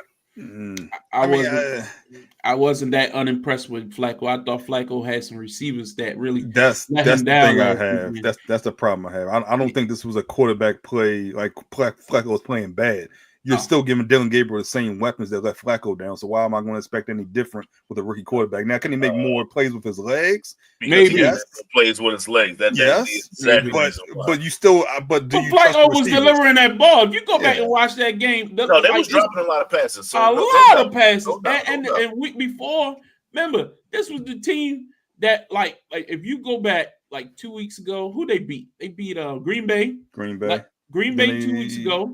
And the week before that, the game they lost to Cincinnati on the field goal. Remember the missed field goal or something like that? Week 1. Like this team could honestly be 3-1. You know what I mean? Like beat Baltimore. Chill out. But I just think they let them down, man. But it is what it is. I'll go with Minnesota. All right. Next up, Baltimore and Tennessee. We know about the issues with quarterback. We don't know Houston Lamar's playing or not. Excuse me, Houston. Justin, I'll start with you. Who you got? The return of Keaton Mitchell, Derrick Henry, and their running game. Baltimore Ravens win. Okay. Calvin, who you got? Is that with or without Lamar? With or without Lamar. Who you got? I'm gonna go Baltimore. If you don't have Lamar, like you said, you're going to rely on the run game. So you're running the ball 30, 35 times with the trio. And I think it makes it easier to to activate 4 running backs with some of your injuries on offense as well. So I think that's going to be the key. And then like Houston's offense has been struggling. Not really sure what's up with CJ Stroud. He's just been the regression from year 1 rookie of the year to this point is just needs to be studied. Like what's going on with him? Even though you gave him weapons, the offensive line is still bad. I feel like the Ravens defensive line should be able to put pressure on CJ Stroud as well with his poor offensive line. So I got Baltimore. What was you shaking your head about, Justin? It wasn't year 1. It was that post game with Caleb. Since that game, he has been on a serious downward spiral. That's why he said he ain't saying nothing to Cam this week. He ain't saying shit to Cam. He gave him that, but he kept it moving. Next up, the Raiders and Ashton. Did you pick? Oh, me? Yeah. I'm supposed to pick this game? I'll pick Baltimore too. I'm a little iffy on it. I'm being honest with you. Just because of that offensive line, man. Damn. I think one thing I think that's underrated, they're home basically the whole month of October. 3 home games in the bye. They don't leave until day before Halloween, whatever. Yeah. So week of Halloween, yeah. Yeah. They go to Miami, and Miami, who knows what they are. Yeah. Raiders, Colts. I'm going to go with the Colts here. I think the Raiders have been battling, don't get me wrong, but I don't know. Brock Bowers is still battling that leg injury. He hasn't been himself. I like what I see out the running back, but Geno, he just makes some bonehead mistakes at times. That's your guy, though. I know. No, it ain't my guy. I just have more respect for him than you do. That's your the difference. Guy. I like you black answered the phone when they was calling for him, whatever the hell he was saying. But I do like Daniel Jones in Indianapolis, but I like Jonathan Taylor even more. That guy's great. I'm going with the Colts. Justin. If he's on his feet, he got a shot to take over the game. Answers the boy Jeffrey. I'm going with the Raiders. Yes, I stand by that. Shout out to Geno. Calvin. I look. 2 quarterbacks you don't believe in. Pick one. I still don't believe in Daniel Jones. I don't like the other thing that bothers me. Geno has 7 interceptions in 4 games. Like I have no idea how that's happened. It's got to be but with Ashton Genty kind of getting his first good game under his feet, getting his first good game. So I'm gonna go with the Raiders. I think they're gonna start to gel more, and once you take the ball out of Geno's hands and we'll give it to Genty, though you reduce those turnovers, you control the clock, you give your defense a little bit of rest. So I think the Raiders gonna win this ball game. All right, next up, the Denver Broncos and the Philadelphia Eagles. Probably one of the games of the week in many people's estimation. You got the Broncos, who seem to like to throw the ball all over the yard with Bo Nix. If you look at his pass attempts, man, it's phenomenal. I mean, passes. But that's a Sean Payton style of play. I think that if you really look at it, I mean, my man J.K. Dobbins has scored a touchdown just about every game.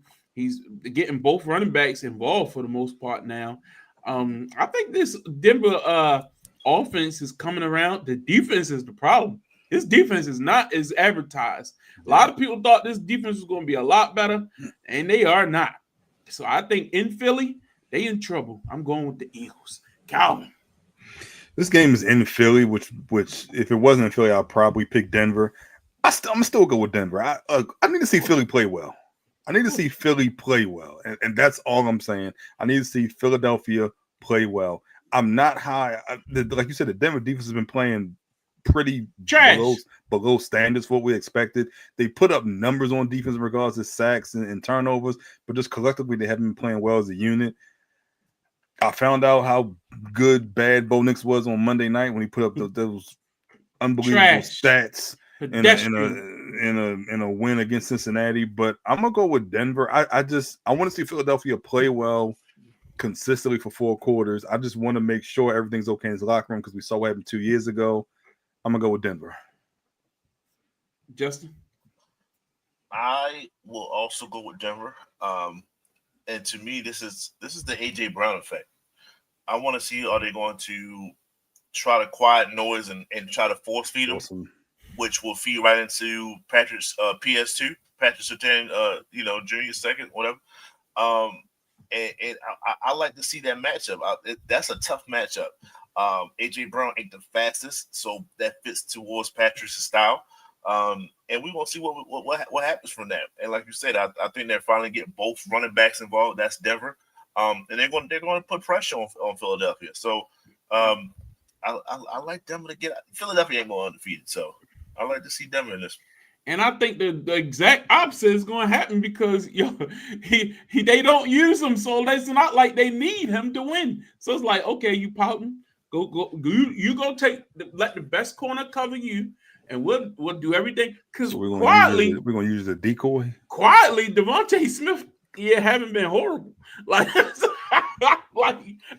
it is what it is.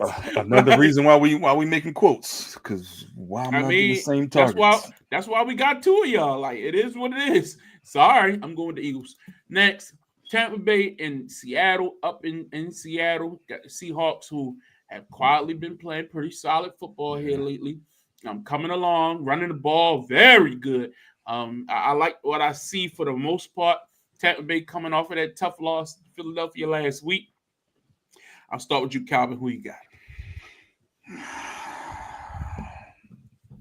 With this Seattle team, they'll have 10 days off. They just won a division game against Arizona on previous Thursday night. They, like you said, they've been quietly playing well. They're 3-1. I just think Tampa Bay has the potential for an explosive offense. Seattle has a young, gritty, up-and-coming defense for the most part under Mike McDonald. I'm going to go with Baker Mayfield. I'm going to go with the better quarterback. They took their loss on Sunday, so it's going to leave a bad taste in their mouth. I think they're going to come out with a better game plan. They're going to be able to – they're not going to have their 1-2 punch at running back, but I do like this offense. I'm not saying Baker's top 5 like some other people, but I think he's the best quarterback in this matchup. So I'm going to take Tampa Bay. Second week in a row. Justin, who you got? I don't know why you're asking them. Thanks. Tampa Bay, only because I think that we're going to have a stout defensive line as much as we can get. I hope Big Boy plays a little bit more, and that will hope nullify the running game between Walker and Charbonnet. And Jackson JSN, he's great. He's great, but he doesn't. You can let him have like 10 catches and you can still be in the game. He's not a game breaker. He does produce, but he's not a game breaker. So I'll take my chances with that. And I don't think that they'll be able to. I don't think they're going to be able to stop Baker. I'm not going to lie to you. I'm not saying Baker going to have 5 touchdowns or nothing like that, but I think Baker goes back to playing mostly majority mistake-free football. I think Baker goes back to maybe throwing, I'm going to say about 3 touchdowns on this one. I think Chris Godwin with another weekend is going to be even more effective than what he was the week before. And, a Mecca is a Mecca. So, look, shout out to Sean Tucker, man. Sean Tucker is our backup running back. He's going to get plenty of shine. And he was almost about to take Rashad Wright's spot. And it would have just been him and Bucky. So he got a lot to prove. So I think he's going to have a big game. I'm going with the Seahawks. I think their defense is very, very underrated. I think they're good. I think they've been coming on. I mean, look, the schedule hasn't been drastically tough. They lost a tough game to the 49ers early in the year that they should have won. But other than that, I mean, they've been pretty much good. Again, you play the Cardinals, which that game came down to the end, but it shouldn't have. That lucky touchdown that really made it look closer than it really was on a busted coverage at the end. But they did a great job against the Saints. The Steelers, they made them probably look the worst they looked all year. The only Steelers lost all year. I just think Seattle is at home. I think this is an advantage. And you got Tampa Bay traveling from all the way down there, all the way to the Pacific Northwest. It's a tough trip. I think it'll be interesting. A few hours. Okay. I like Seattle. It's like the furthest matchup possible in the league. Well, I guess Miami will be a little bit further. Yeah. Next up, I know, mind you, I apologize for the old logo, but that was what was available on this particular pack or whatever. Anyway, the Washington Redskins take on the Los Angeles Chargers. You're not supposed to say the name, even though you got the logo up there. He definitely did that on purpose. It's throwback week, damn it. I got Washington winning this game. I just think they get JD5 back this week. The running game has been starting to play better until they ran into a bloodsaw last week in Atlanta. But I think getting your quarterback back will make the team play just a little bit better than what we saw. And I think he has a major impact. The question I do have is, what is the status of Terry McLaurin? Will he be back for this game? But I just think what I've been seeing out of the Chargers has been a little bit alarming. And I think Washington needs to get back. I think they need this game a little bit more. So I'm going with Washington. If they have Terry McLaurin back, I feel more confident in the pick. But I'll go out on that limb. I'll take Washington. Calvin? So I agree with what you're saying that the running game has been improved, but I think that's more Mariota, and I think with his threat of running the last 2 games, that helped improve the running game. Because with JD5, the previous 2 games, they just hadn't been able to get anything off the ground. If that was because JD5 was injured and wasn't running as much, that could be a factor. But I'm gonna go with Washington as well. I think with the threat of JD5 being healthy, and you can potentially have the threat of him running a little bit more will open up that running game. The Chargers, they coming off that bad loss last week. I forgot who they played. But we talked about how Justin Herbert is he starting to regress in his play. We saw him kind of start off hot, and then we had this bad week last week. I think JD5 to the Giants. Yeah, to the Giants. I think JD5 is healthy. If he's healthy and McLaurin is available and ready to play. We saw a pretty good Debo game in Atlanta last week, so I think that continues as well. So I got the Commanders. Actually, Debo had 2 good games in a row. If you go back with Mariota without JD5, so I think good point. Yeah. Good point. Justin, who you got? I'll go with the Commanders as well. I just think that the Chargers was just playing on house money at first. I think they want to come back down to reality, so the Chiefs can take their rightful spot ahead of that division. So I'm going with the Commanders. JD5 is back. Mariota did what he did. Mariota did what he's supposed to do. He got you 1 win. Yeah, he got you 1 win. Cool. Yeah. Now it's time for the starter to come back, and we need a good game for JD5. And he got you to win at home. I guess you couldn't expect him to go on the road and do that. Yeah. Finally, Kansas City and Jacksonville. Jacksonville has been playing better than a lot of people thought they would. But now you're running into a Kansas City team that look like they're on the rise. They're going to come up with getting Xavier Worthy back last week. They look more in sync. Justin, how you see this game going? It's time for Patrick Mahomes to put the league back on notice once again. I don't know where I became a Kansas City fan. You've been on them all year. I think I am. So with that being said, trying to get back down to reality. I think Chris Jones got a lot coming for Trevor Lawrence. I'm not sold on this team. I'm not sold on the offense. I don't think they have a plan with Travis Hunter. No, we didn't necessarily talk about that too much, but I don't like how inconsistent his play is. And I think as a result of that, Travis Etienne's been running, but you're not going to run against Chris Jones and the boys. So I'm going with Kansas City with this one. Calvin? I'm going Kansas City, but I think it's going to be close. Jacksonville has put up, I think, 27 points outside their game, every game outside the game against Houston. I'm not really high on this Kansas City defense. I think Jacksonville can put up numbers. The fact that they're only 3.5-point favorites at home says a lot to me. Like, if you're telling me this game's in Jacksonville, it'll basically be a pick 'em. Don't really see that, but I do think Kansas City has the home field advantage on what they're playing in Jacksonville. So I'll take that back. They're playing in Jacksonville, so I still like Kansas City. The offense is starting to click a little bit more. Jacksonville has been playing well for the most part. I just think that eventually they come down to earth. We get a big BTJ game this week? Is this the week he finally breaks out this year? I think he has the potential to do that, but I just think you're going to give Patrick Mahomes the ball with a chance to win the ball game late in the fourth quarter, and he's going to come through with either a field goal or get him in field goal position or with a touchdown to win the game. So I got Kansas City. All right, and I'm going with the Chiefs as well. I think that they're on the rise, and I'll give them credit. You know what I mean? They handled their business last week, but they looked impressive. They didn't just win. They looked impressive in the win. And I think that's important when you're trying to build momentum as the season moves on. So, look, we're going every week. Impressive all year? Yeah. So, of these pick'em games we're doing, every week we're going to do about 8 pick'ems of all the games on the schedule. And then we'll update the standings. So, each person will get a point for every win they predict. And then by the end of the year, whoever has the most points will be the winner. So we will update the standings next week, since it's our first week doing it, is in week 5, excuse me.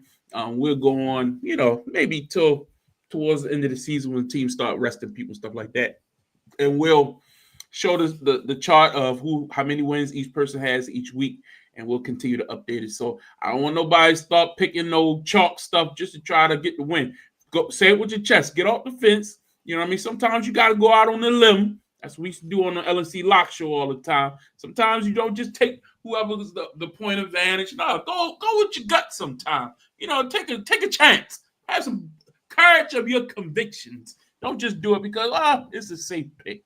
And we'll decide the winner at the end of the year. A little something different, a little something fun. But we got a lot more to cover. But before we move on, we do have to do a quick check of our fantasy football updates. Because it was an interesting week around here when it comes to fantasy football, mainly because I don't typically look for help from nobody. You should never look for help. Handle your business, and you ain't got to worry about these things. But what I don't understand is Calvin was in the game this past week. All Calvin had to do. Number one, he was against the guy who's listed as number one. That's Leonard. He's a unicorn. All Calvin had to do was win this game, and I'm in first place. That's it. This man's sitting in first place because he got a tie. He got a tie instead of a loss. But Calvin, all he had to do, he had all types of talent on his team. Win the game, man. Win the game, and you lose like that. Calvin, speak for yourself. Well, first of all, the reason you are in first place is because I beat you a couple weeks ago. So let's that's your only win of the year. You should be happy. You're right. I beat you. So what does that say about you? So I'm in second I take place. That back. 3-1. Yeah, bitch, you're not in first place. Most points in the entire league. That's first. Second, fucking Bo Nix. I had 3 players on Monday, and I had T. Higgins, I had Chase Brown, and I'm blanking on who the third one was because it was in the other matchup.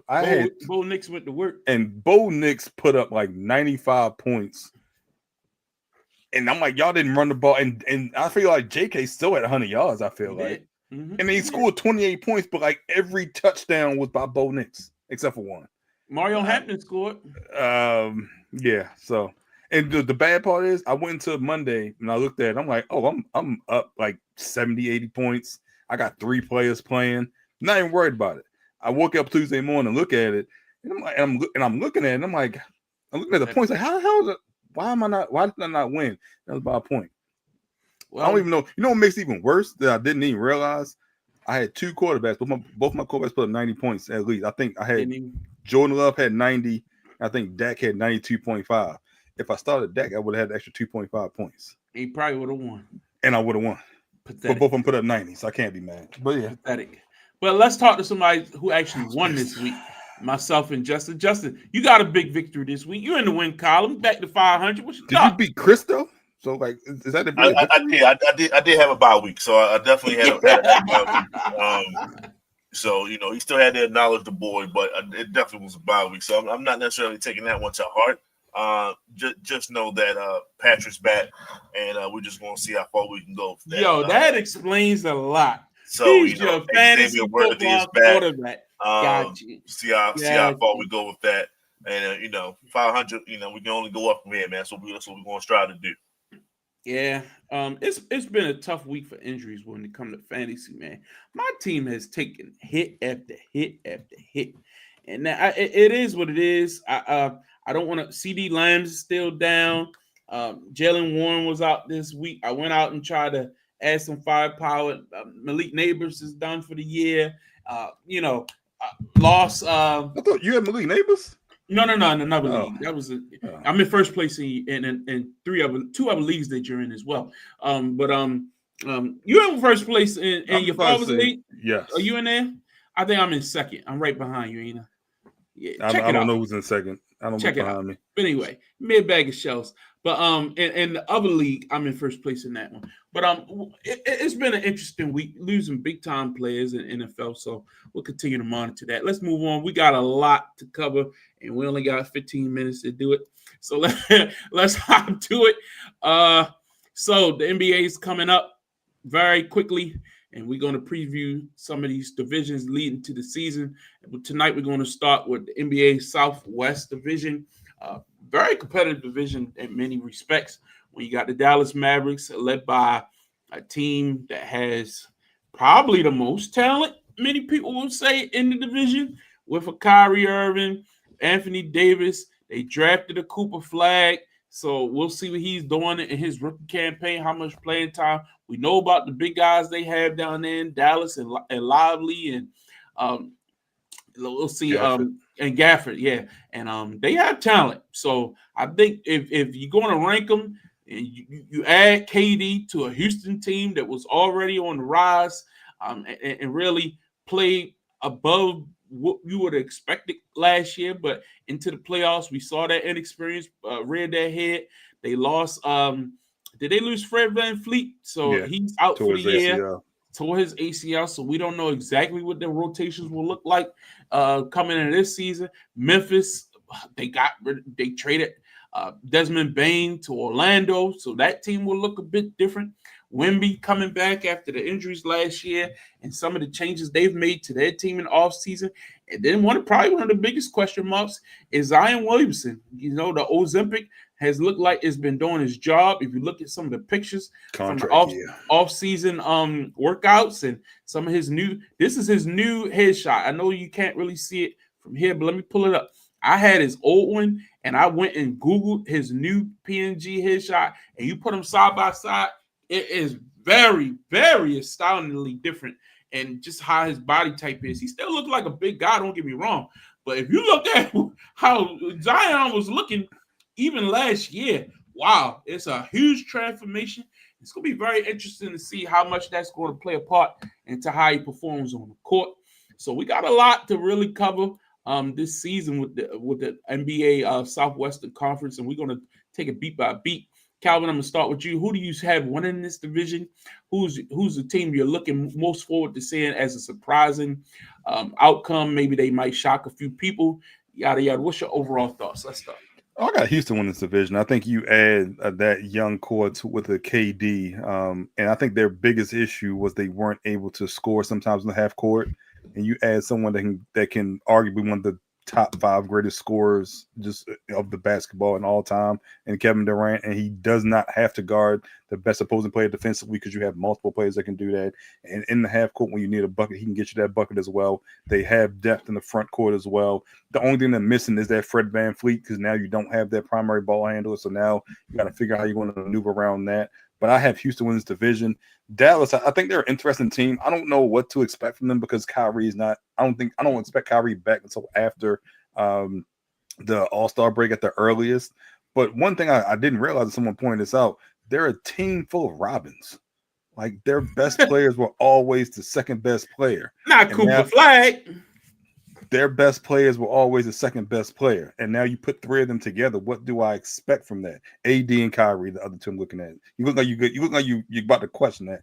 But they're a team full of Robins. I don't know what to expect. I was a fan of possibly them blowing it up, but they kept this team together. We'll see what they do. I'm not sure Ja's going to be in Memphis for the long term. They already kind of gave away Desmond Bain. I think Ja is next. They're going to build around Triple J. Don't know if he'll be there for the long term. Heard the Miami rumors. Heard other teams getting involved in possible trade. The team that I'm going to watch out for, though, is San Antonio.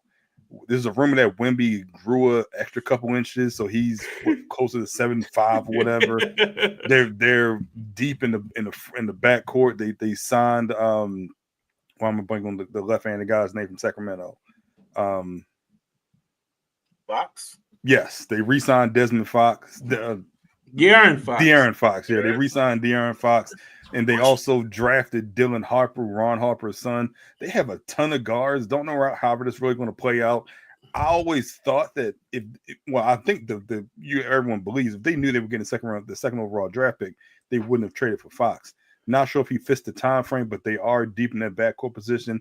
And if you can just get Wemby the ball in positions to score, I think that that's going to be the recipe for success.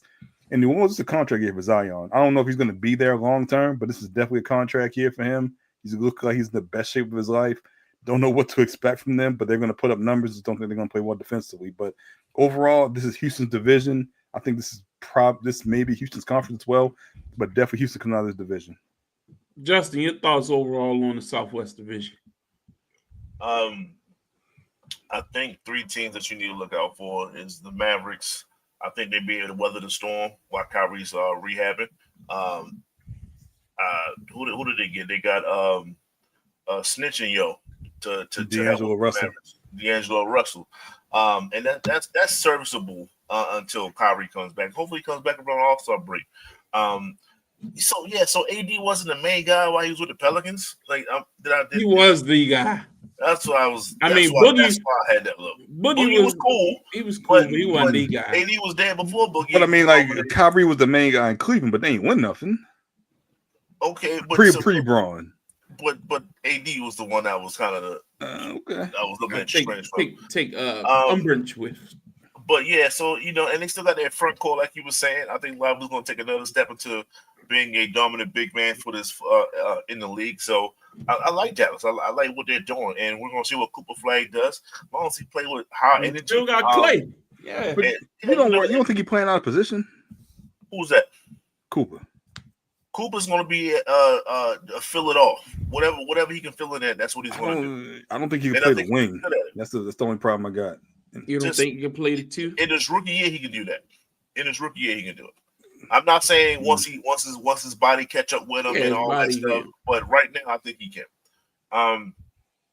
Houston, obviously, you don't bring over KD just to be like the Phoenix Suns 2.0. That's why you still have Amon Thompson there, and he's great at what he does. So I think that those 2 parents, I think Thompson can bring the ball up too. I don't even think they're going to miss Fred VanVleet too much, to be honest with you. Shout out to Fred, but shout out to Reed Shepherd, the backup point guard. You want to play some minutes this year, and see what you do. You got Clint Cooley they got over there. They got weapons, man, and we're gonna see what they can do. Steven Adams is still there. Sengun, Clint Capella. Sengun, like they got enough talent to weather Fred VanVleet. Memphis, I think, is going to take a hit.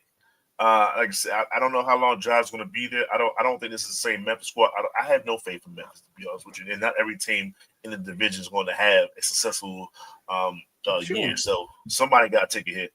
That and the what you say though, Ozempic. You can call it Ozempic all you want to. I know a crackhead when I see a crackhead, and right now Zion is looking very crackhead-ish. So I don't. Shout out to Derek Queen, homeboy. I hope you have a great season.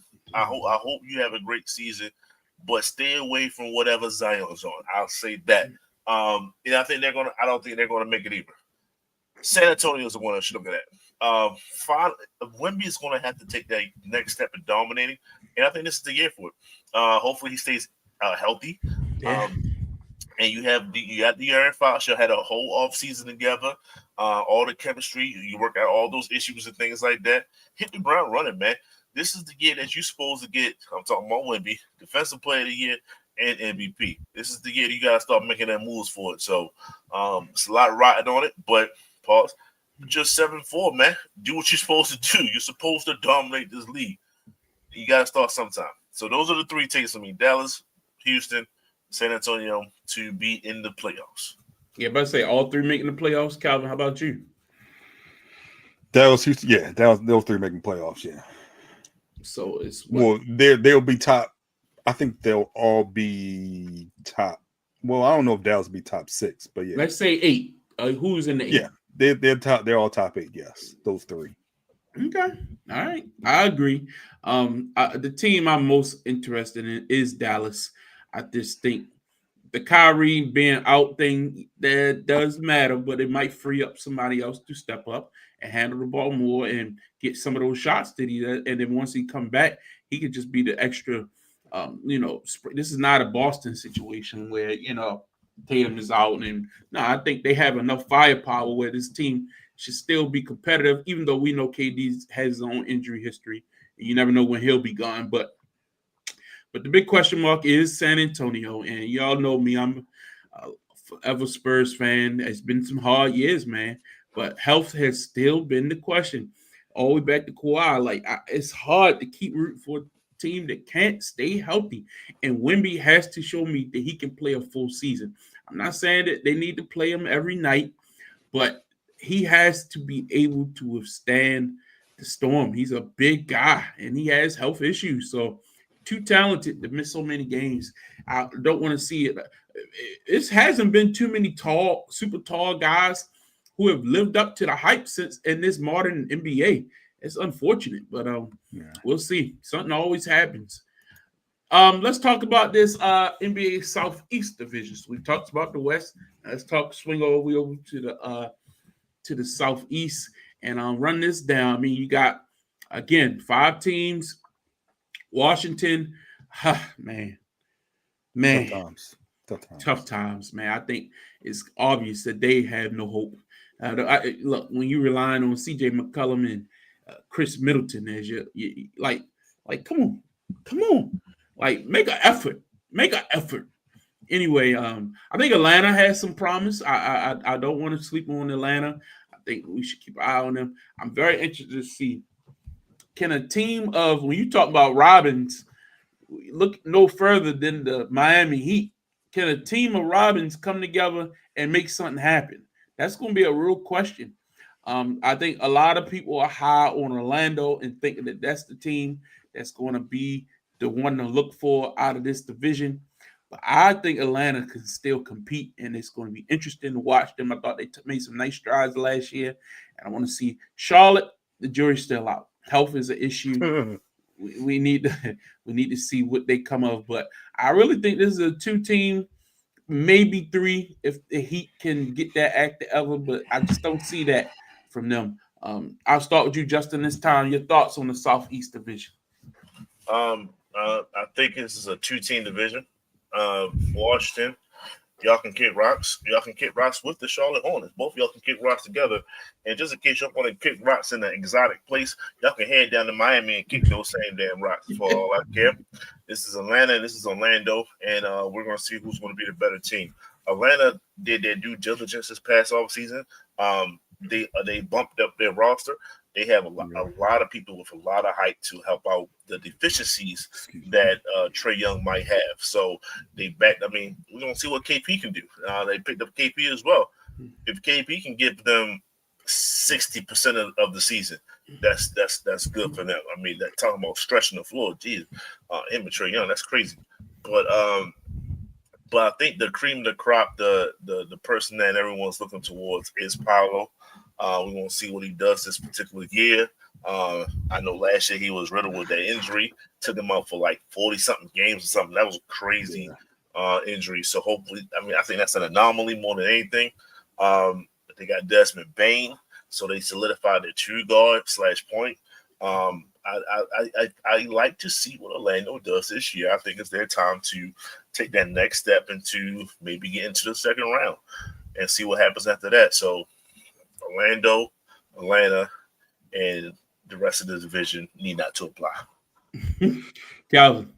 Yeah, I really like the moves that Atlanta made. The Nickeil Alexander Walker sign, and they got Dyson Daniels, they got Jalen Johnson coming back. They have the potential to be very, very good on the defensive end, especially on the wing position, and kind of hide Trae Young and not allow those mismatches, those swaps, and kind of allow opposing teams to take advantage of Trae Young on the offensive end.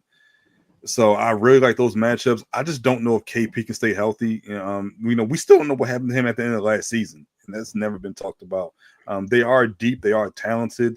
I'm really high on Orlando. I'm one of those people that think that Orlando's going to win this division. I'm one of those people that think Orlando's going to be a top 3 team. I think even in the matchup with Atlanta, they have the potential to have the 2 of the top 3 better players.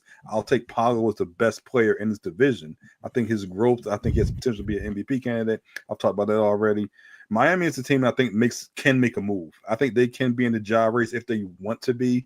I think they can make a move for a superstar. They never really rebuild, they kind of reload. I think they're a sneaky team to kind of make a division, especially if they're playing well and they just kind of need one more person. They can make that move. Charlotte, I'm not sure who LaMelo is going to be there. I think Stop down on that. Stop down on that. Ja Morant. I think that he can be. I think that's the move they can make.